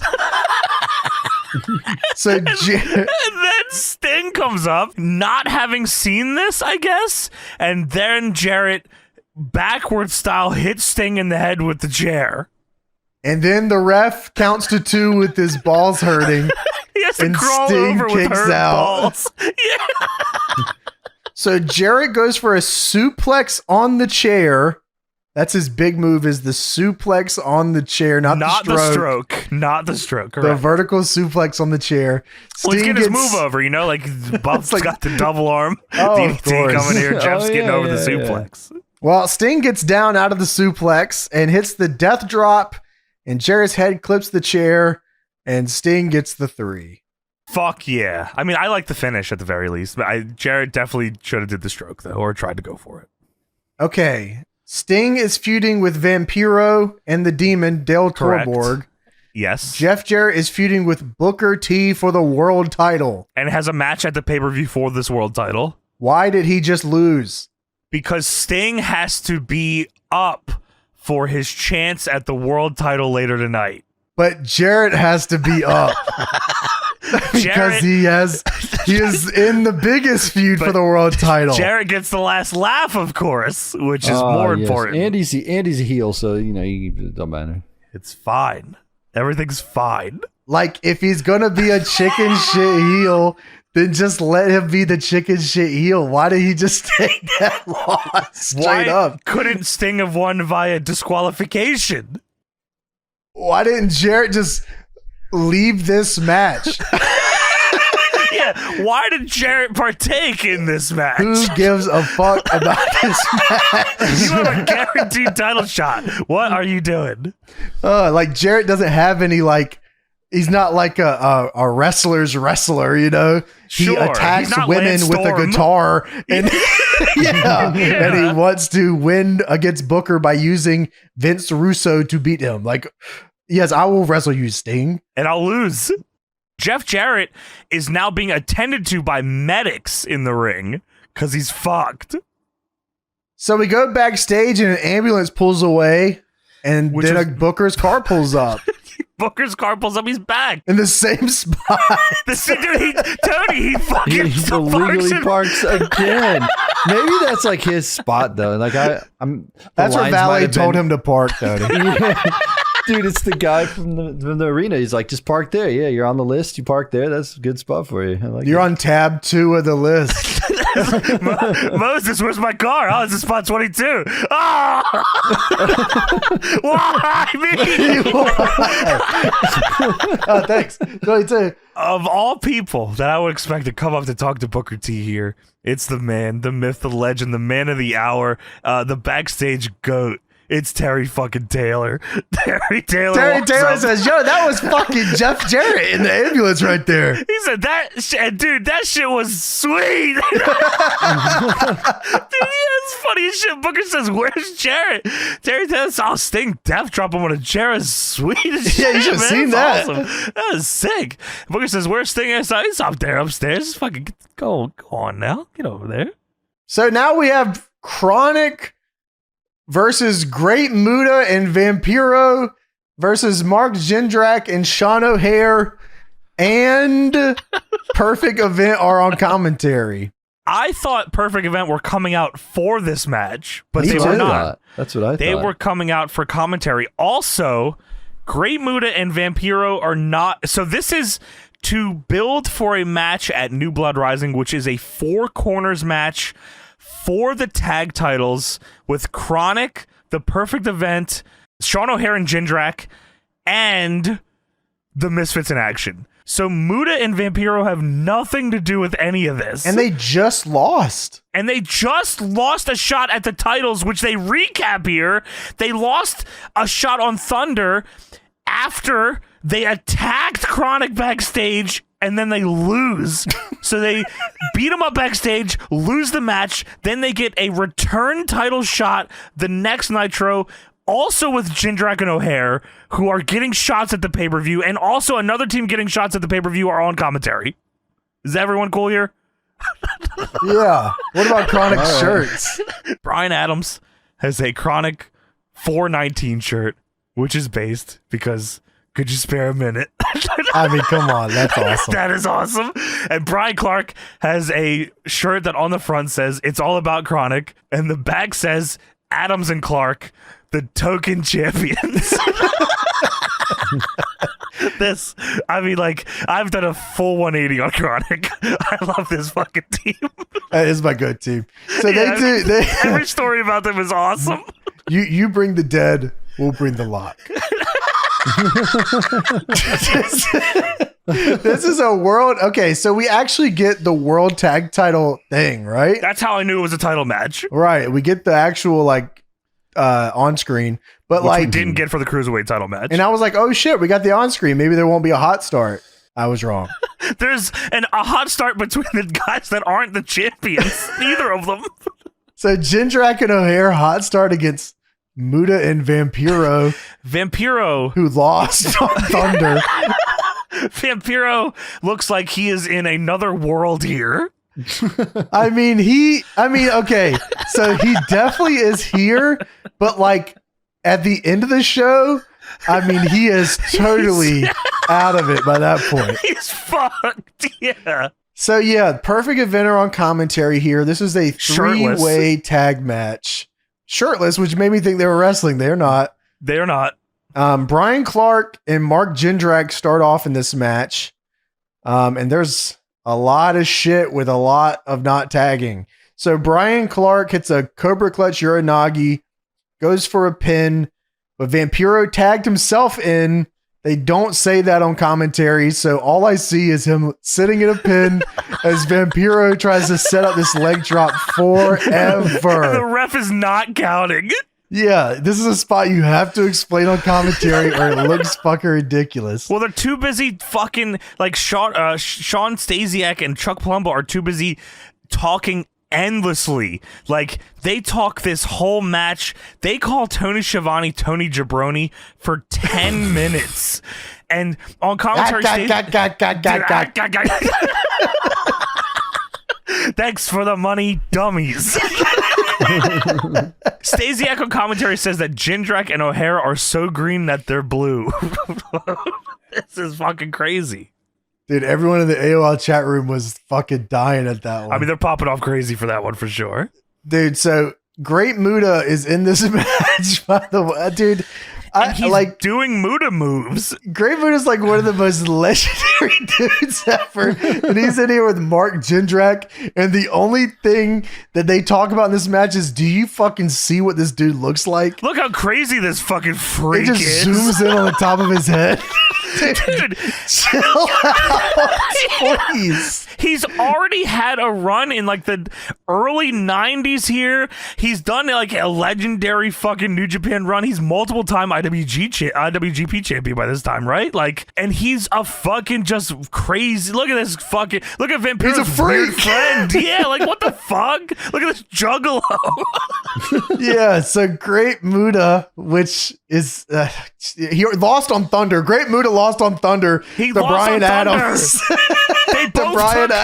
They took both of Chronic's finishers separately and lost. Took the meltdown and they took the motherfucking other one. What was he calling the shit? Meltdown. Yeah, I don't know what he calls it. Oh, shit. Meltdown number 2. So Muta comes in, this freak, and he hits his freaky elbow drop, and then Great Muta stands. Oh my god. Okay, so he hits his elbow drop, and Great Muta stands there in the ring, and Vampiro gets on the top rope, and then time stands still for just what seems like forever, guys. This I don't know. Is an eternity of time where I legit thought something went wrong and Muta for real hurt him, because Muta does the elbow and stands there and they zoom in on him, they zoom out, and people are just walking around and Muta's standing still. I said, is this a fucking gimmick that I didn't know, that where Muta is stun locked after he does a move? Time. Yeah, like, and Vampiro takes forever to set up a top rope clothesline. Dude, okay, he's all the way up there forever. Yes! And Muta is like sitting there trying to tell Brian Clark, stand the Get fuck the fuck up. Stand up now. He's like, come on, get up. What are you doing? Yeah, like he is like sandbagging the fuck out of this. And then he finally gets up, and then he looks at Vampiro, and they lock eyes for what seems like forever. To And talk then shit. Vampiro finally hits the line on him, and he gets right back up. Oh my god, he knows it. So Vampiro then hits him with the spinning kick. And then Brian Clark hits the Judas effect out of the corner. Dude, yeah, well, it was supposed to be like bonk heads, but Yeah. it definitely looked like he threw an elbow back and just sold it himself too. Yeah, okay. They were like, it was a meeting of the minds. I'm like, no, it was not. He fucking clocked the shit out of me. He probably like, fuck you, man. Yeah, Don't I hate tell me this fucking match. Yeah, fuck So you. Brian Adams then hits a hot tag and full Nelson slam on the Great Muta, and Brian Adams then throws Vampiro on Jindrak. Military press style. And then O'Hare hits a super kick on Adams. Muta then dragon screws Adams, but Clark comes in with a chair and hits Muta. In front of the ref. We don't care. Vampiro hits spinning heel Vampiro kick. does the Van Daminator. Vampirinator, dude. Yeah. And then Jindrak with, oh my god, leaping Frankensteiner. I mean, it was cool at the very least. He gets, I mean, Mark Jindrak is a freak, like athletically. He is. Like he can, like his drop kick is insane. Why does His everyone hate leaping- him? Triple H hates his guts. So does Hogan. Yeah, but he did great in Mexico from what I hear. He So did. He was Marco Corleone, of course. Mark Jindrak with a leaping Frankensteiner, and Sean O'Hare hits the Shanton bomb. From a million miles away. That looked awesome. He's huge and he's hitting this. Yeah, it's nuts. And Sean O'Hare gets down for the 3 count on Vampiro. And they won the tag titles. Well, also, Brian Adams is pinning Muta at the same time. Now, I have no earthly idea who is legal here. And I don't know if the referee did either. And I don't think he cared because he says Chronic wins. So Bryan Adams was the hot tag. Okay. So he was the legal man. Was Muta legal? I don't know if Muta tagged Vampiro to do any of the stuff, like the line off the top. If not, then technically Muta was still the legal man. I thought Vampiro tagged for that, but maybe you're right. Maybe they did have it I didn't go locked back in. and check. I said this is too much to worry about. I'm already over this, and I would like to move on. Yes, that's how I felt too. Yeah, so I guess Bryan Adams was the legal man. That's like the big part of this. I'll take that. Anyways, they retained the titles and Chronic attacks Jindrak and O'Haire with the belts. Okay, so are Chronic not the faces here? I don't know, because Vampiro and Muta then attack Chronic. And I'm like, who the fuck are the baby faces? Yeah, Jindrak and O'Haire are arguing with Chronic after the match of how they should have won. Chronic then lay them out with the tag titles. I said, oh? And then Muta missed Bryan Adams. And I'm like, wow, that was fucking cool. Then he different color missed Brian Clark. How the hell did he do that? That is awesome. That was sick as fuck. Christmas style was red and green. And then Vampiro and Muta taunt with the belts. And I gotta tell you, they look cool as hell. Okay, they did look cool as hell, but lest we forget, they lost last week and they also took the pin this week. That's true, but Both don't let logistics get in the way of a cool team. Do they ever win those titles? They won them tonight. They win them at New Blood Rising. Oh, Let's really? fucking go, W. Chronic win the Four Corners tag match, and in the same night, Vampiro and Muta beat them for the tag titles. They cashed in the political Vince Russo booking. Oh, earlier in the night, Ernest Miller beat Muta. Then he said, I feel bad for you, freak. I'm going to give you a tag team title shot. What the fuck? Wow. What in the fuck is going on? That's fucking believable, man. Wow. So, backstage, Shane Douglas and Tori Wilson are here talking to the Cat. Yes, they're in his office. And Cat says, first of all, let me tell you how much I enjoyed Thunder last week. And he balls up a piece of paper and throws it at Tori. What the fuck was that? Why did he do that for? Yeah, I don't know. I should notice it. All right. And Cat says, I enjoyed Thunder so much that I'm going to book you in a match tonight. You and Billy come in a Viagra on a pole match. And Shane Douglas is livid. He grips somebody and says, you think you're cute, huh? And Tori says, you're not going to have any problems getting up in this match tonight. And Shane says, you hear what you're saying? And he storms out. I didn't know that, like, this is how this happened. I thought this was, like, an announced thing. Like, in my mind, in the history of this, like, I thought this was, like, an announced thing that, like, they built to. I guess I should not be surprised that it was something that they announced randomly in the middle of the show and then did it next seg. Ain't that the fucking truth? Yeah, like, wow. Booker asked Sting backstage if he's still good for the match tonight. Booker just came back from tending to his wife at the hospital. Also, Booker tending to his own knee injury. Also, Sting, who just beat Jeff Jarrett, who is facing Booker or Sting, I guess, for the title at the pay-per-view. Holy shit, there's a lot of stories going on here, guys. Dude, check the angles. Angle check. Look at the angles. Look at the stories. By the way, Booker T's wife probably still in the hospital, right? We can assume. Yeah, he had to come back and wrestle Sting, though. That was more important. Oh, okay. She understood. Booker says this one's for the people. He promised the fans it, Tony. He's a man of the people. Oh, okay. Sting says, let's do it. He said, I'm in. Sting wants this fucking title shot. Fuck you. Bad, dude. Like, he's like, I could win this for real. I want to win tonight. What the hell? I just beat the number one contender. What the fuck? Yeah, I just beat him clean as day. Like, that was awesome. Taylor, I hope we sell some pay-per-views in a few weeks. So Jindrak and O'Haire say that they might be new, but they're not dumb, and they want a shot at the tag belts. O'Haire says, we're all about paying dues in WCW, but no one takes advantage of us. This ain't over by a long shot. They feel like two Mighty Morphin Power Rangers characters here. You're right. And they look like it too. They do look like it, especially Sean O'Hare. Sean O'Hare looks like he could have been the Green Ranger. I mean, he looks like he could be any Ranger from like 2004 forward. He's awesome. I actually like Sean O'Hare a lot. So Shane Douglas and Billy Kidman in a Viagra on a pole match.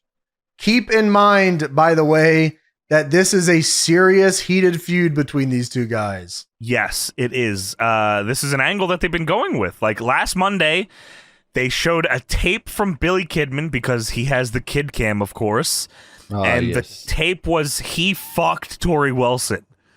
And then last Wednesday, Shane Douglas, the franchise, had a tape of his own where he fucked Tori Wilson, but he included a part in that that he doesn't want us to see where he came quickly.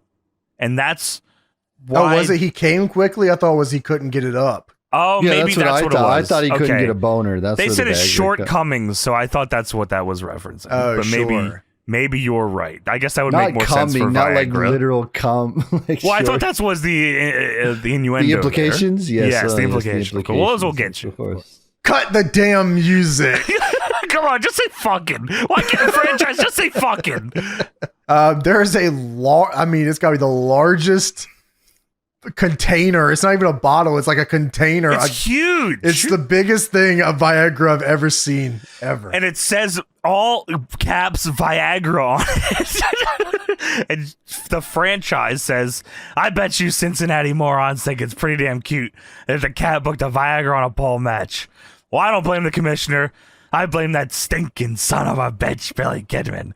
Now, as far as Tori Wilson and I are concerned, this sex tape bullshit has gone long enough. So tonight, this Billy stupid Kidman, fucking angle has got to end. I hate this gimmick. So tonight, Billy Kidman, you get yours, and you people in Cincinnati get a lesson in getting your asses franchised. Then Tony Schiavone says, I want to tell you people all the actual rules of this match, because I know you're all thinking, my God, what's next? Which is funny I'm as sure shit. you're thinking that too, Tony Schiavone. Tony Schiavone says, if you get the bottle of Viagra, you can use it on your opponent. What the hell does that mean? What do you mean by that? You could give him a fucking hard-ass cock. He has a boner. That is the angle. That is the angle. That is the angle. And Full the stop. match. Yeah. Yeah. Wow. Billy Kidman runs down here and hot star. Get this one. Woo! Another hot star, boys. Let's go. Get your drink quick. Get the drink quick. The Nothing to Deadlock miss hot here. start of the night. Yeah. Woo! It's brought to you by the Wendy's mozzarella sandwich. Chicken supreme. Mark Madden is talking about the history of the Viagra on a pole match, and he says it's involved. This is not the first one. There's been dozens of Viagra on a pole matches through history. Across all the territories. Across all the territories involving guys like Lou Thez, Pat O'Connor, Buddy Rogers, Giant Papa, Antonio Inoki, Johnny Ace. All of these guys needed Viagra, and he does this the whole match. He just can't stop. He says, I'll never forget Nick Bockwinkel, Vern Gagne, Viagra on a pole, and Schiavone legit starts yelling, shut up, shut up, shut up. That was great. That was awesome. So, yeah. This match is for Viagra. It's for Viagra to be used. Now, I did not, I assumed, I was like, okay, they'll use the bottle.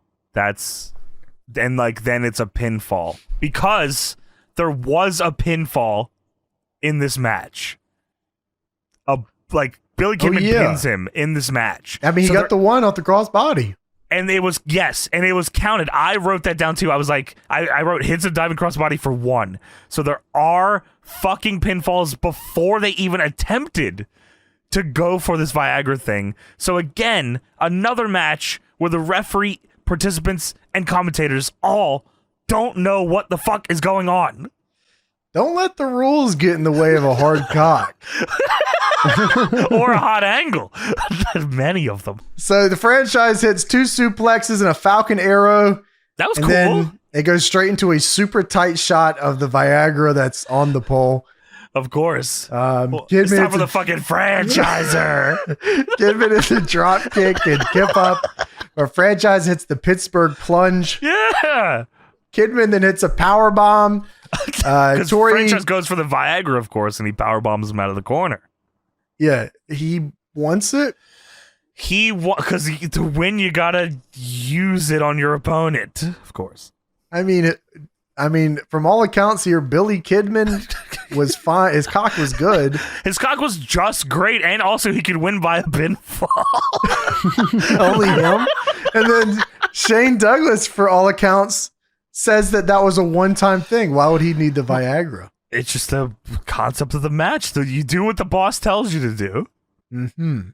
So Tori gets on the apron, and then Kidman hits the unprettier on the franchise. The Kid Crusher, or as Mark Madden called it, the Kidman Kazi. Yeah, Kidman Kazi. Something like that, Kidman Kazi.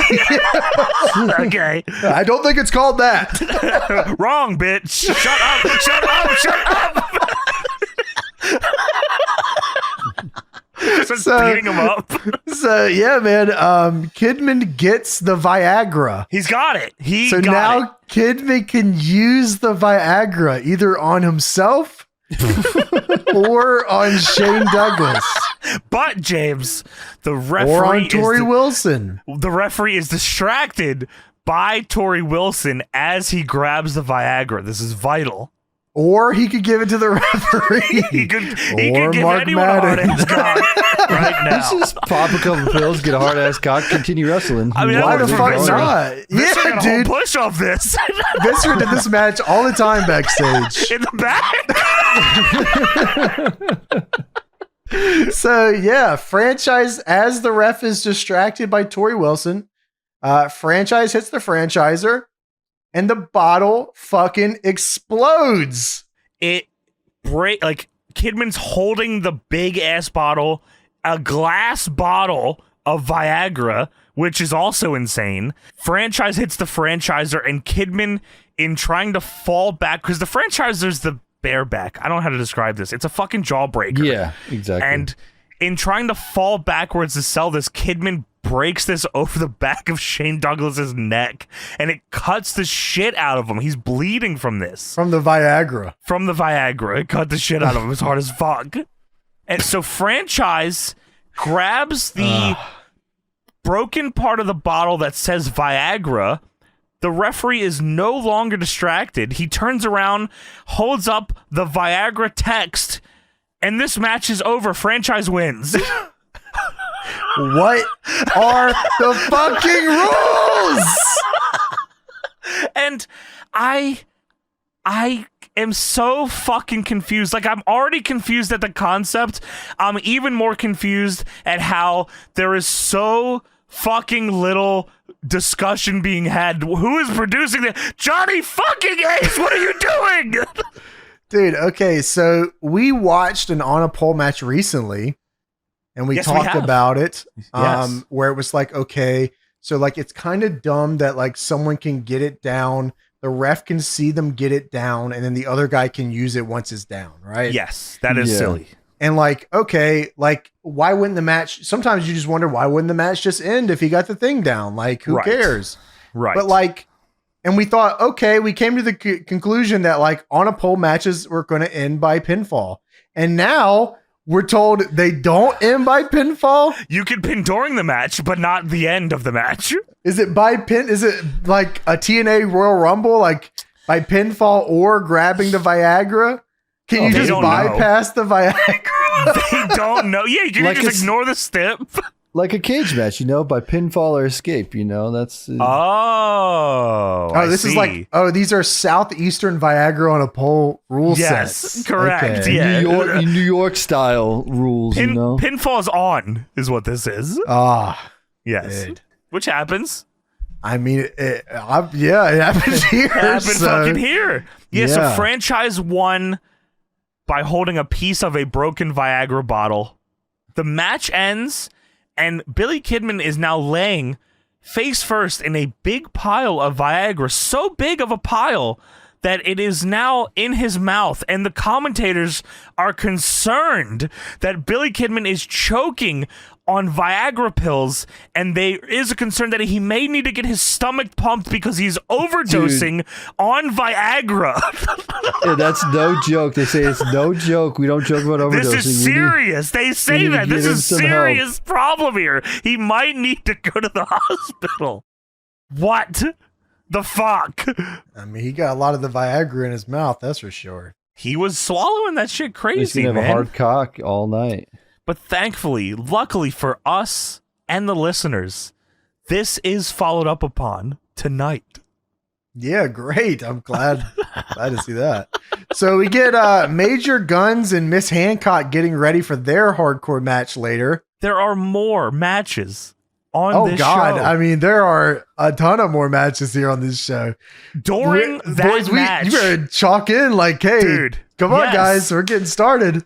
During the Viagra on a pole match, they specifically say we have 4 more matches left. I said, keep them coming. At one point, James messages the group chat and says, dude, how is there so many fucking matches on this show?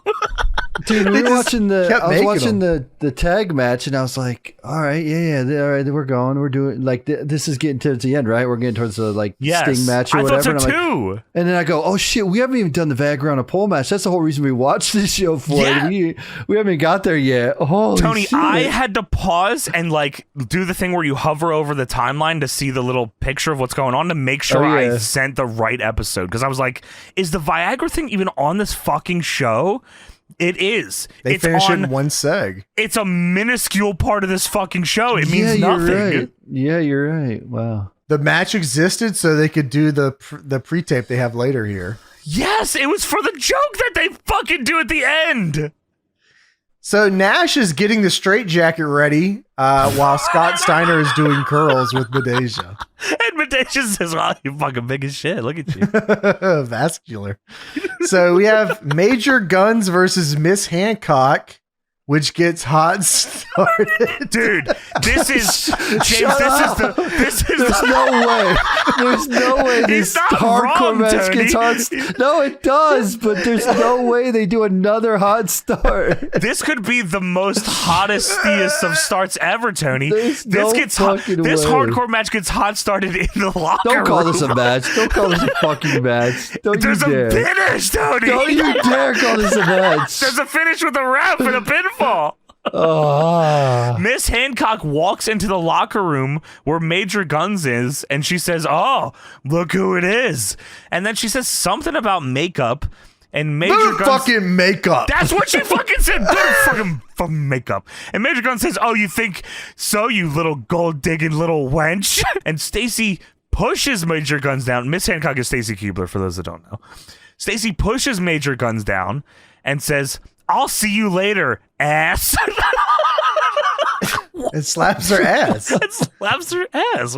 What? So then Major Guns hot starts and attacks her from behind. Attacks her with a shoe. And then throws her in the shower. And then puts a little bit of water, not too much, just a little bit of water.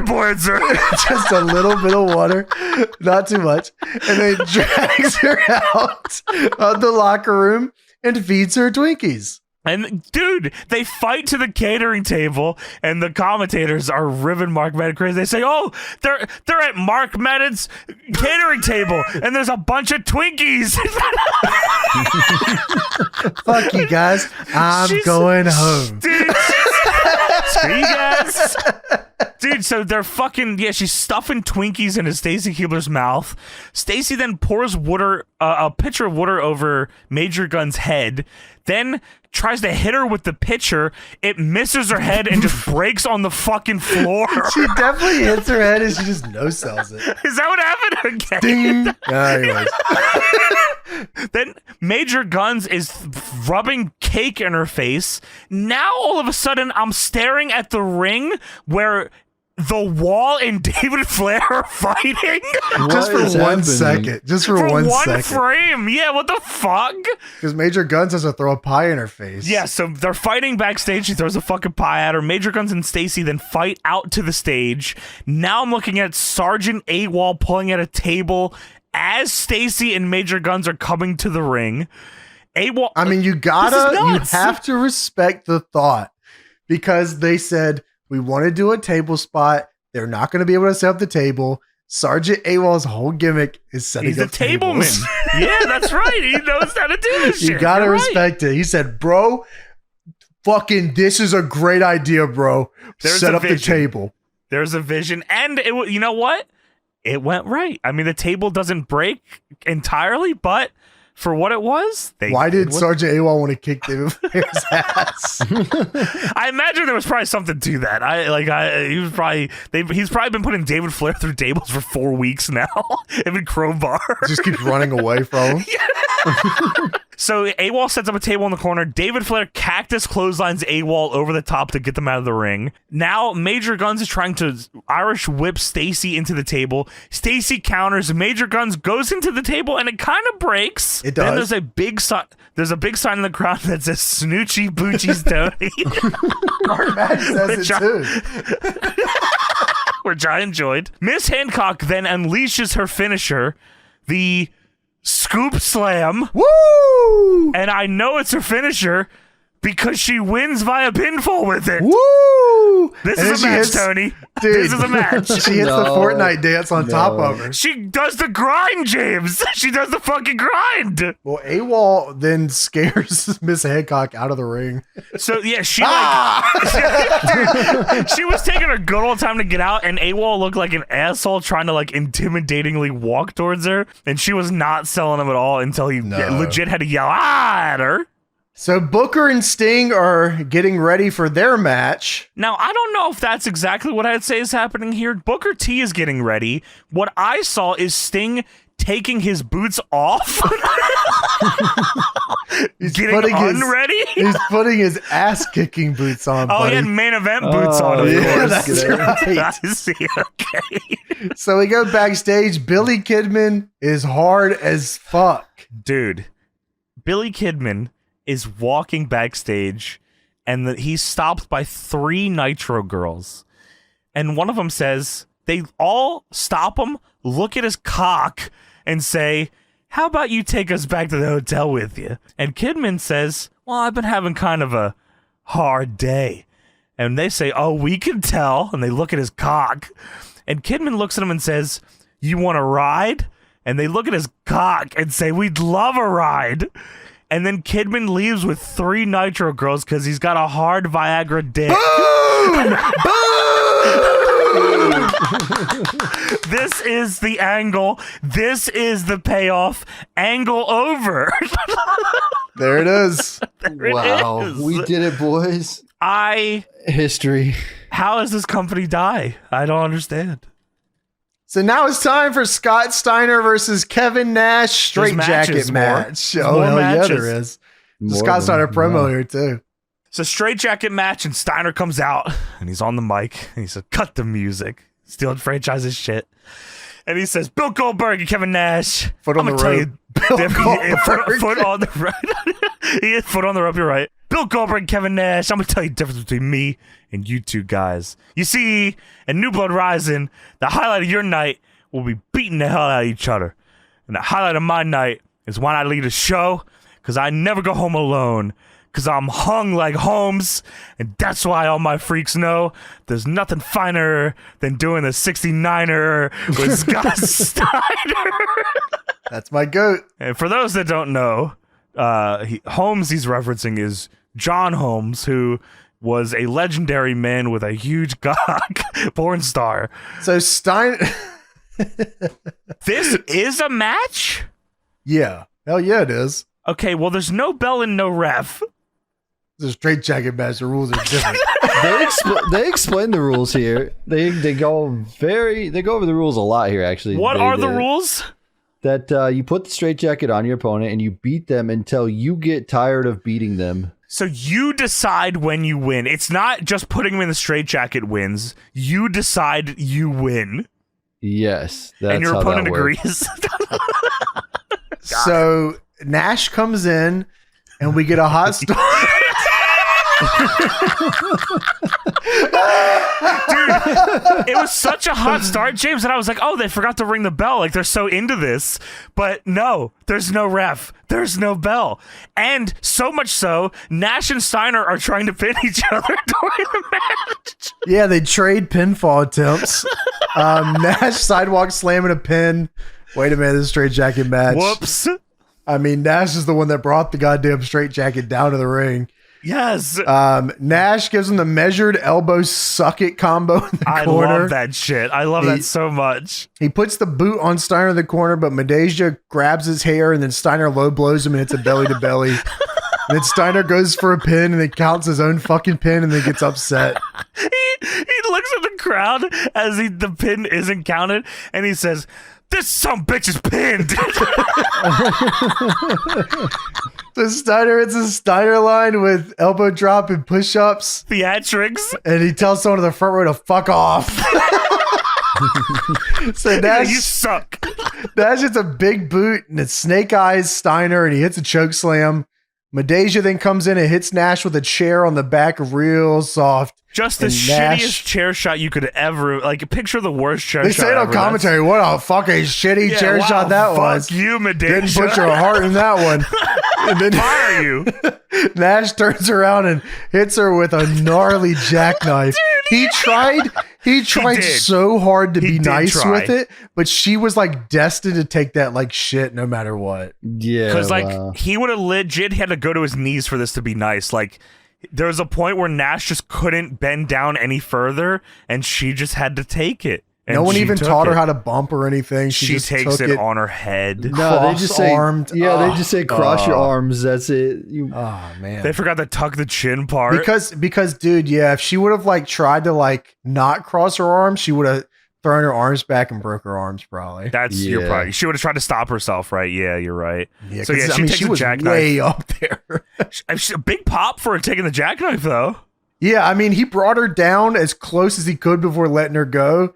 But like, still, he's a tall fucking guy. Yeah.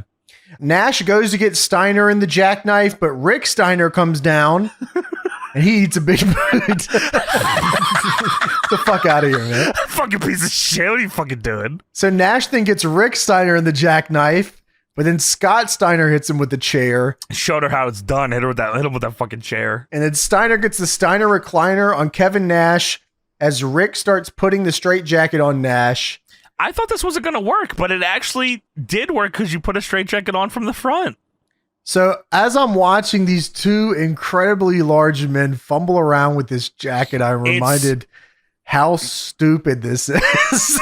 Dude, it's Muta Vampiro diving clothesline amount of time that they're trying to put this fucking straitjacket on Kevin Nash, and it's so fucking long. And they finally get him strapped into this, and they stomp him a little bit. Steiner then turns around and starts yelling at the hard cam, and then his music hits, so I guess he wins. And then someone in the crowd throws something in the ring, and Steiner swats it out of the air, and then gets so incredibly pissed, he steps out of the ring, and he goes, ah! Fuck off! Veins bulging out of his head from how mad he is. He legit, like, he's a second away from jumping the rail. Like, he almost is out of the ring. He's pissed. And then the trainer tries to come help Medeja, but Steiner gets him out. It says, do not help her. And he carries Medeja out. Yeah, of course. So that's the straitjacket match, which ended because Scott Steiner said so. So now it's time for the featured bout of the evening, Sting versus Booker T.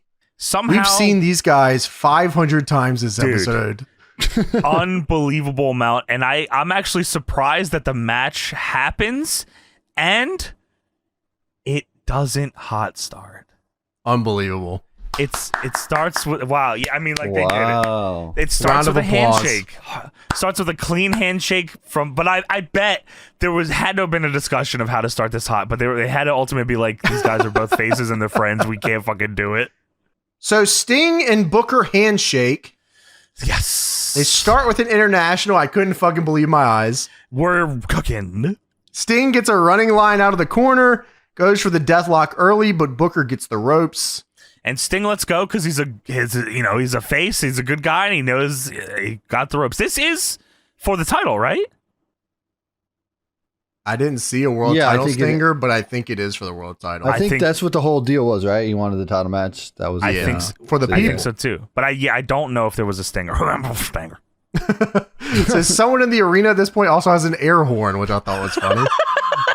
Sting almost gets him again with the deathlock, but Booker gets to the ropes and then rolls to the outside. His leg being the whole story here. Yes. Booker tries to get the upper hand on the outside, but Sting does it again. He's up on the outside. Booker just cannot get a hold of this match. I didn't really understand this one here because, why? Booker rolls out. Obviously, he has the fucking knee thing.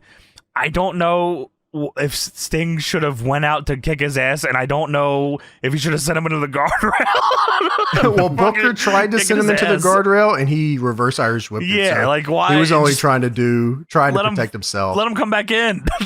Just stay in the ring. So Sting hits what we are told is a splash that Booker gets his legs up on, and it hurts both of them.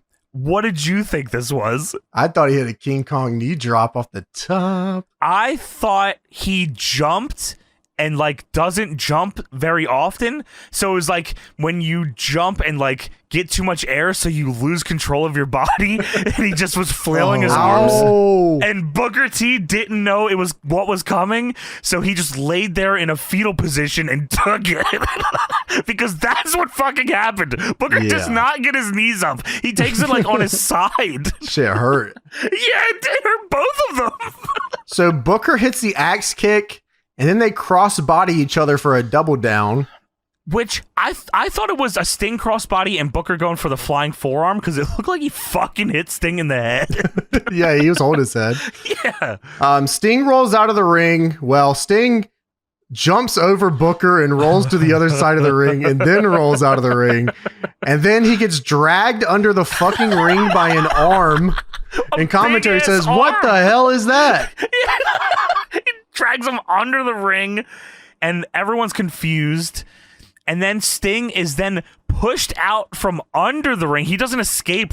This arm is in sight, shoving him out of the ring. And he gets in the ring and he's bleeding. So Booker then sunset flips him, almost loses him, but doesn't. Good recovery here for a 2. I agree. And then Sting hits a DDT for a 2. Then Sting goes for the death drop the same way he did earlier, but Booker reverses into the bookend, and we get a 3 count with Booker winning the match. Fun finish there. The callback to the reversal on Jarrett earlier, but Booker had it scouted. He must have been watching Nitro from the hospital, and then he got the win. And then he counted into the bookend, got the win. Very cool. This match deserved way more time, but Booker's hurt. Face. Yeah. Not enough time, of course, on the show. Sting has a match with Dale Torborg at the fucking pay-per-view. We don't have time for this shit. World title match with Booker T? Fuck this. Well, thankfully we have some build for that here, James, because Sting loses and his only concern is going out of the ring and find, which I guess makes sense. I would want to know who dragged me out of the ring. Yeah, who the hell's under there? He never left. Well, he looks under the ring. It's a big red man. It's the demon. The demon's under the ring. And he gets out from under the ring and Sting is kicking his ass.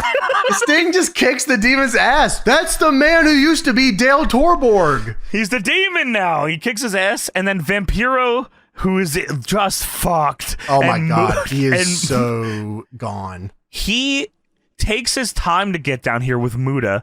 He walks up behind Sting, turns him around, and time stands still. Dude, he is so gone. Wow. It almost looked like Sting has to say, fucking hit me. What the fuck? So Jarrett runs down and he hits Booker with a guitar as the Great Muta is kicking him. It's with a chair. He leaves his guitar. Oh, I'm sorry. The chair, right. Who did he give the guitar to? Oh, I don't fucking know. I swear he was it someone ringside or something? A plant? A guitar. But yeah, he hits Booker with this guitar and Muta just stands there. Yeah, so Muta and oh my god, this show is nuts. So Muta There's so much that happens here in this fucking ending. It's like every angle in one. This isn't even the go home to the pay-per-view. We are 2 weeks away from this pay-per-view. What the fuck? So Muta and Vampiro drag Sting up the ramp while kicking his ass. Jarrett somehow has gotten a rope from the ceiling? I have no fucking clue. Was this like Sting's? That's what I assumed. That's what I thought, rope, but there's no, like, Sting has a whole goddamn setup for it and a clamp that clamps to a belt. Send me down, Sting's shit! How did he Iggy for this? I beg of you! Like, how did he prep this? He was setting it up when he was at the hospital. Not really. At the hospital? He wasn't really at the hospital. He was lying. He didn't go to the hospital. Who did they take out in an ambulance then? I mean, he asked Terry Taylor for the rope. That's why Terry Taylor covered for him. He's like, he went to the hospital. Sting said, I know I'm going to win. Just drop my shit at the end of the match. Drop my rope and I will catch it and I will ride it all the way out. I'll get out of here with the belt. Well, sadly, that doesn't work out for Booker T.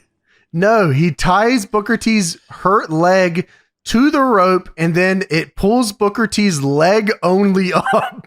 Just his leg. Just enough that his leg is straight up in the air and Booker is just awkwardly crunched on the floor. Like he's not like dangling. It's just enough to hold him up for what Jarrett does after. So up on the ramp, there is the demon with a stick of fire like a caveman. Oh, Sting is in the demon's coffin. They got Sting in there. The demon's coffin. Oh, I thought only he could go in there. What? Well, what if the demon spit fire onto the coffin that Sting's in? And then immediately they put the fire out. Dude, yeah. It's even worse, James. He fucking blows fire on this fucking coffin, sets it on fire. Immediately, a man with a fire extinguisher shoots it at it, doesn't put out any of it, and just leaves. It's on fire for the rest of this segment. Save Sting! So then it cuts back to Booker T's leg, and Jarrett got his guitar back, and then Jarrett says, "Watch this," and then he swings and he hits Booker's leg with a guitar. He breaks the guitar over Booker's knee. I wrote, Jesus Christ, man. I'm watching the shot. Jarrett hits him with a guitar. There's a fucking coffin on fire on his We're out of time. Dude, yes, Giovanni hits fans. We're out of time. This is madness. Holy I couldn't believe they gave us the we're out of time with all the anarchy. This is a catastrophe of a show. This is 2 weeks away from the pay-per-view.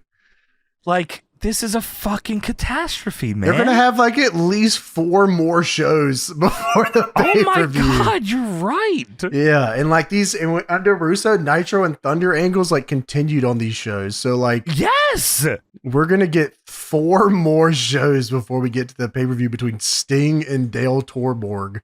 And the Sting match, spoilers, goes less than a minute. Sting and the Demon goes less than a minute and he beats him. So one thing that WWF did good at this time was that like every episode had like one big thing that you remembered. So like anytime you would remember back, right, you could very, very easily identify an episode by what was the running storyline. Yeah, what is the crux of this episode? Yeah. And instead on WCW Nitro at this time, it's like they did all of those moments every week. So we would get 100 moments in 1 week. Like we picked this episode because it was the one with the Viagra on a pole. Yes. That shit wasn't even, that's one of 500 angles on this show. And it meant nothing. And we're 2 weeks away from the pay-per-view. Yeah, man. I'm going to see this resolved 6 times over by the time we get a New Blood Rising. You could tell me every angle was finished tonight and I'd fucking believe you. Sting is stuck in the coffin. Sting is dying. That is it for WCW Nitro, July 31st, 2000. And that is it for our show.